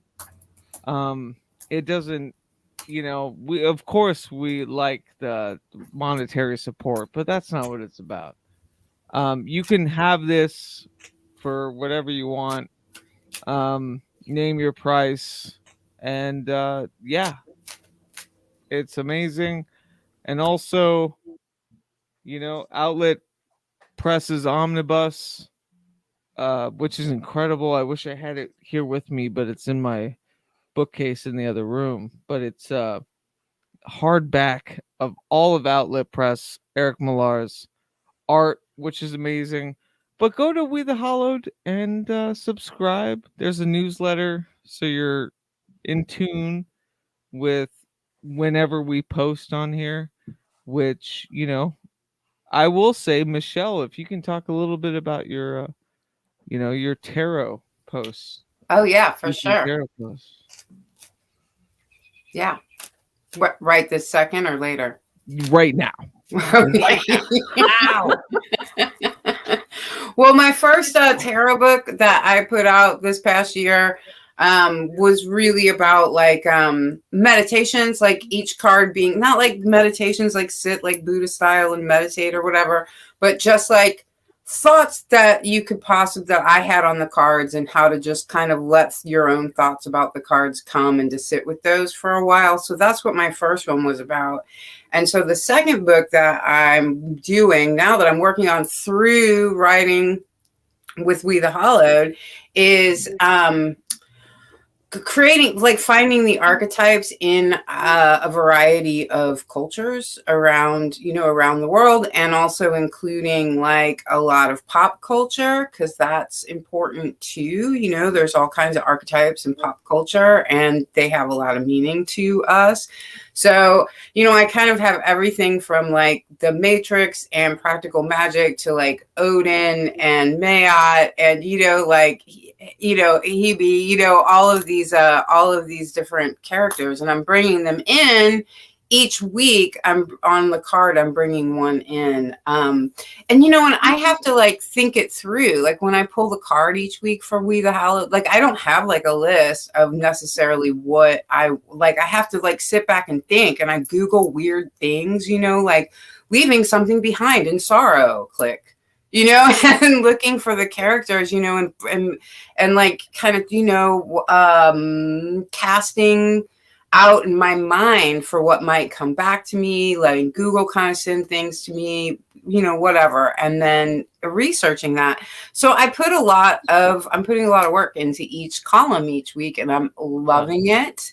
And it's bringing together this new larger project that'll be, because I'm not just going to put the columns in the book, so if you want the columns, you got to go to We the Hallowed and read them. But it is what I'm using to get my own list together and to make, to expand. I mean, I've been doing tarot for a long time, but it never really ends if you're creative about how you feel like it can be applied, or what wants to apply itself to tarot, So since I started doing these columns with We the Hallowed, like new voices are in my head when I'm reading my own cards, when I'm reading for clients, like I'm reading cards all the time. I'm always shuffling cards. So anyway, that's what's going on with, I don't know, this is funny. About 5 years ago, I was saving up. I wanted to take a trip and I needed some extra money. And so I was temping for a little while, like in offices, right? But like, I'm such a freak for the tarot. Like I had my little tarot in my purse, and I'd like go to the bathroom and like shuffle my cards, because otherwise in my real life, I'm always shuffling, And so I remember trying one day. The tower every time. Yeah, right. Like I just can't but I just like, even if I don't look at the cards, I shuffle a deck, and then I'll put that deck down and I'll shuffle another. Like I just shuffle all the time. It's part of how, and we've talked about this a little bit in the past, but it's actually part of how I handle like PTSD, is I shuffle cards all the time. So so anyway, you want to talk about getting, having your PTSD triggered, go work in a fucking office as a temp. Okay. So anyway, I was like, this is hard to do without my cards. And so one day in the break room, like while I was eating my sandwich, I'm like, nobody ever comes in here during my little 15-minute break. And I was like, I can get away with it. And I had this little mini Toth deck, that because I had cut the edges off of it, so it was small, and I had that in my purse, and I was like, no. Girlfriend walked in, she was horrified. Horrified. She wouldn't, after that, every time she looked at me, and I was like, oh my God. So anyway, tarot, that's how much I can't live without it. But it's terror. Also, what's that? Terror, yeah. So but anyway, so I'm always bringing new things to it. It's always something that's new for me, and it's always something that's delightful for me, and that's what I'm doing on We the Hallowed. Yeah, for everybody watching out there, Michelle's weekly articles are very personalized and creative. This isn't your standard run-of-the-mill like, oh, weekly tarot pull or weekly astrological chart. Like this is very artistic and through her personal lens. So Sam really hit the nail on the head, because I'm adverse to kind of general like readings, right? But like knowing you and seeing your majesty in art and all of that, and seeing what you pull, like I see a lot of tethers, and to me, like is like an archetypal development in even just straight psychology. It's not even divination, like shit to really consider and think about. Like it's Yep, Michelle's thank is you. great. But yeah. Thank you all. Thank you. No, this was this is incredible. Please, I'm gonna do this again. Can I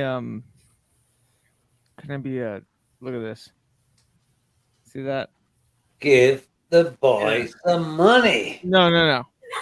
Keats is if worth it's there- supporting. Listen, if you want to support a small artist, support Keats. Yeah, small artist? A small god. If you want to support a small god. Well, Keats is a small artist, then I must be like a microscopic artist. No.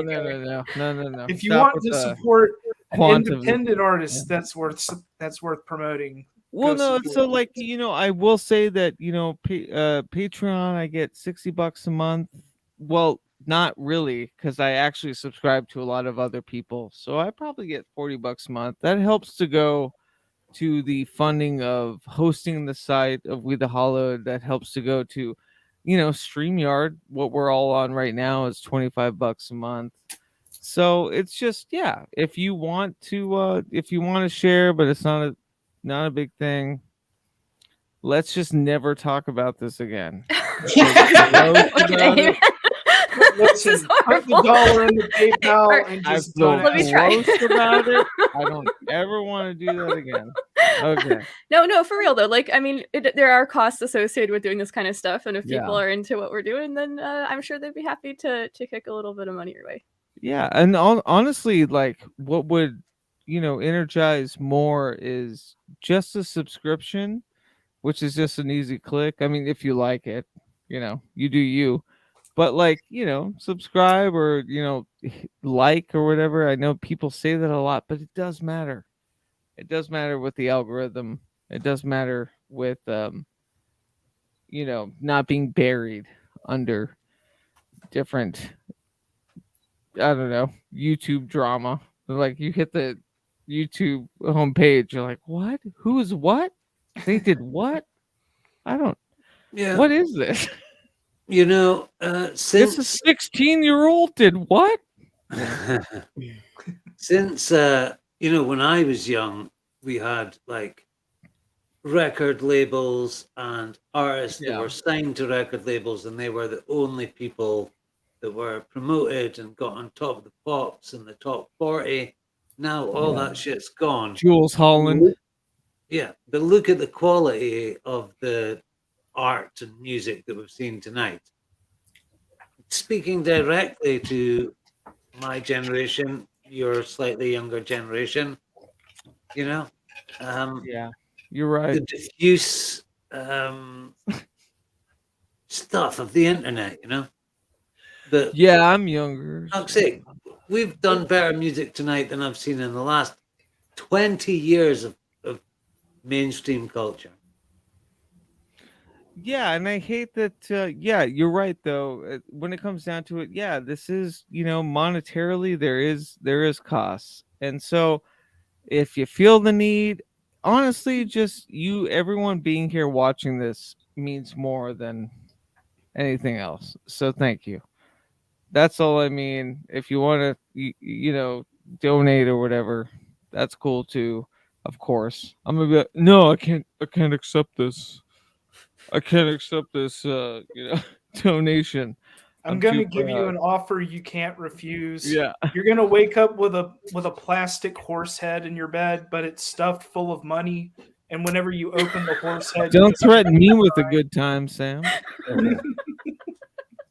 Don't threaten me with a good time. Well, what we I'll wear will a do burglar's right now, outfit whenever because I I put it in desperately want to change the subject, we are going to watch the end of the video.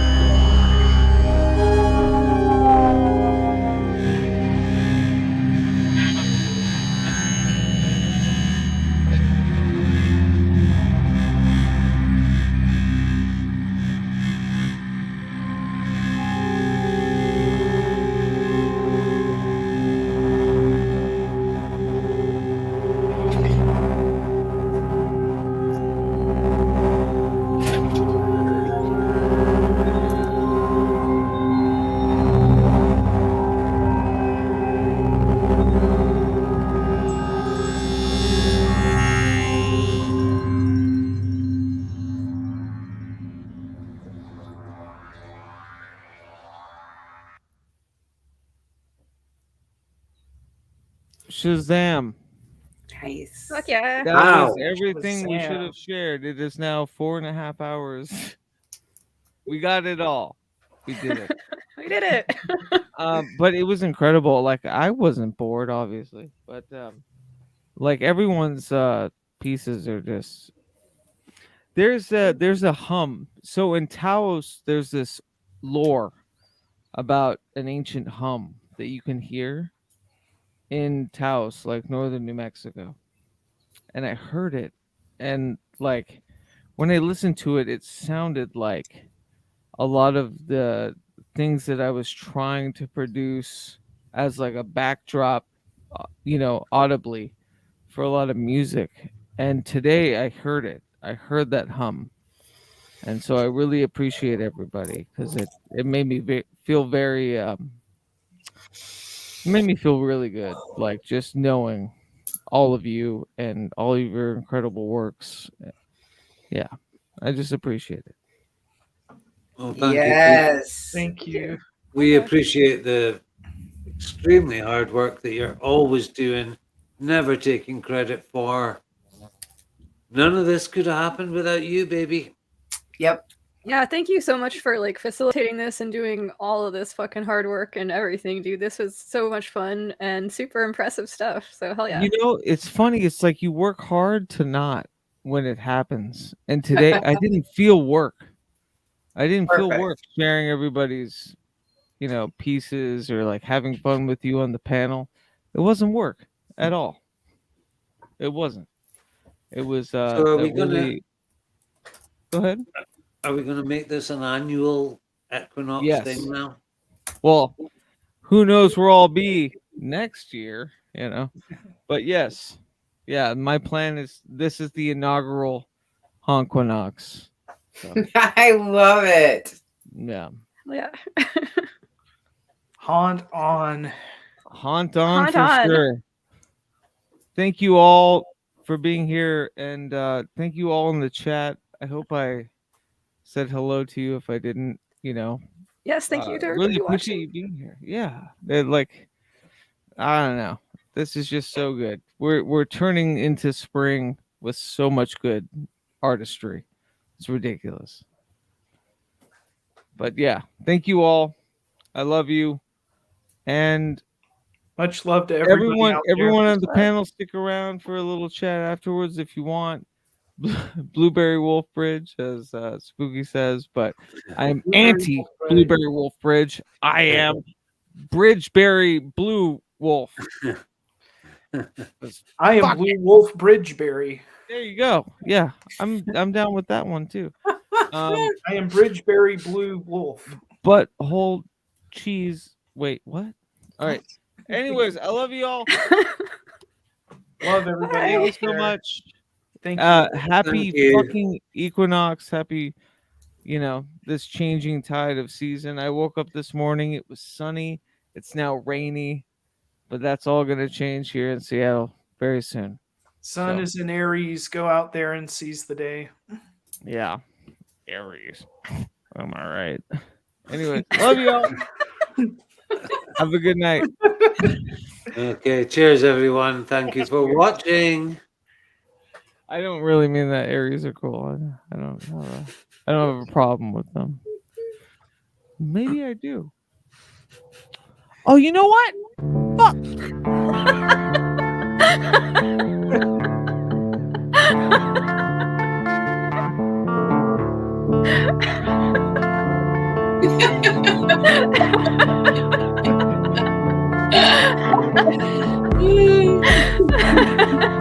Mm.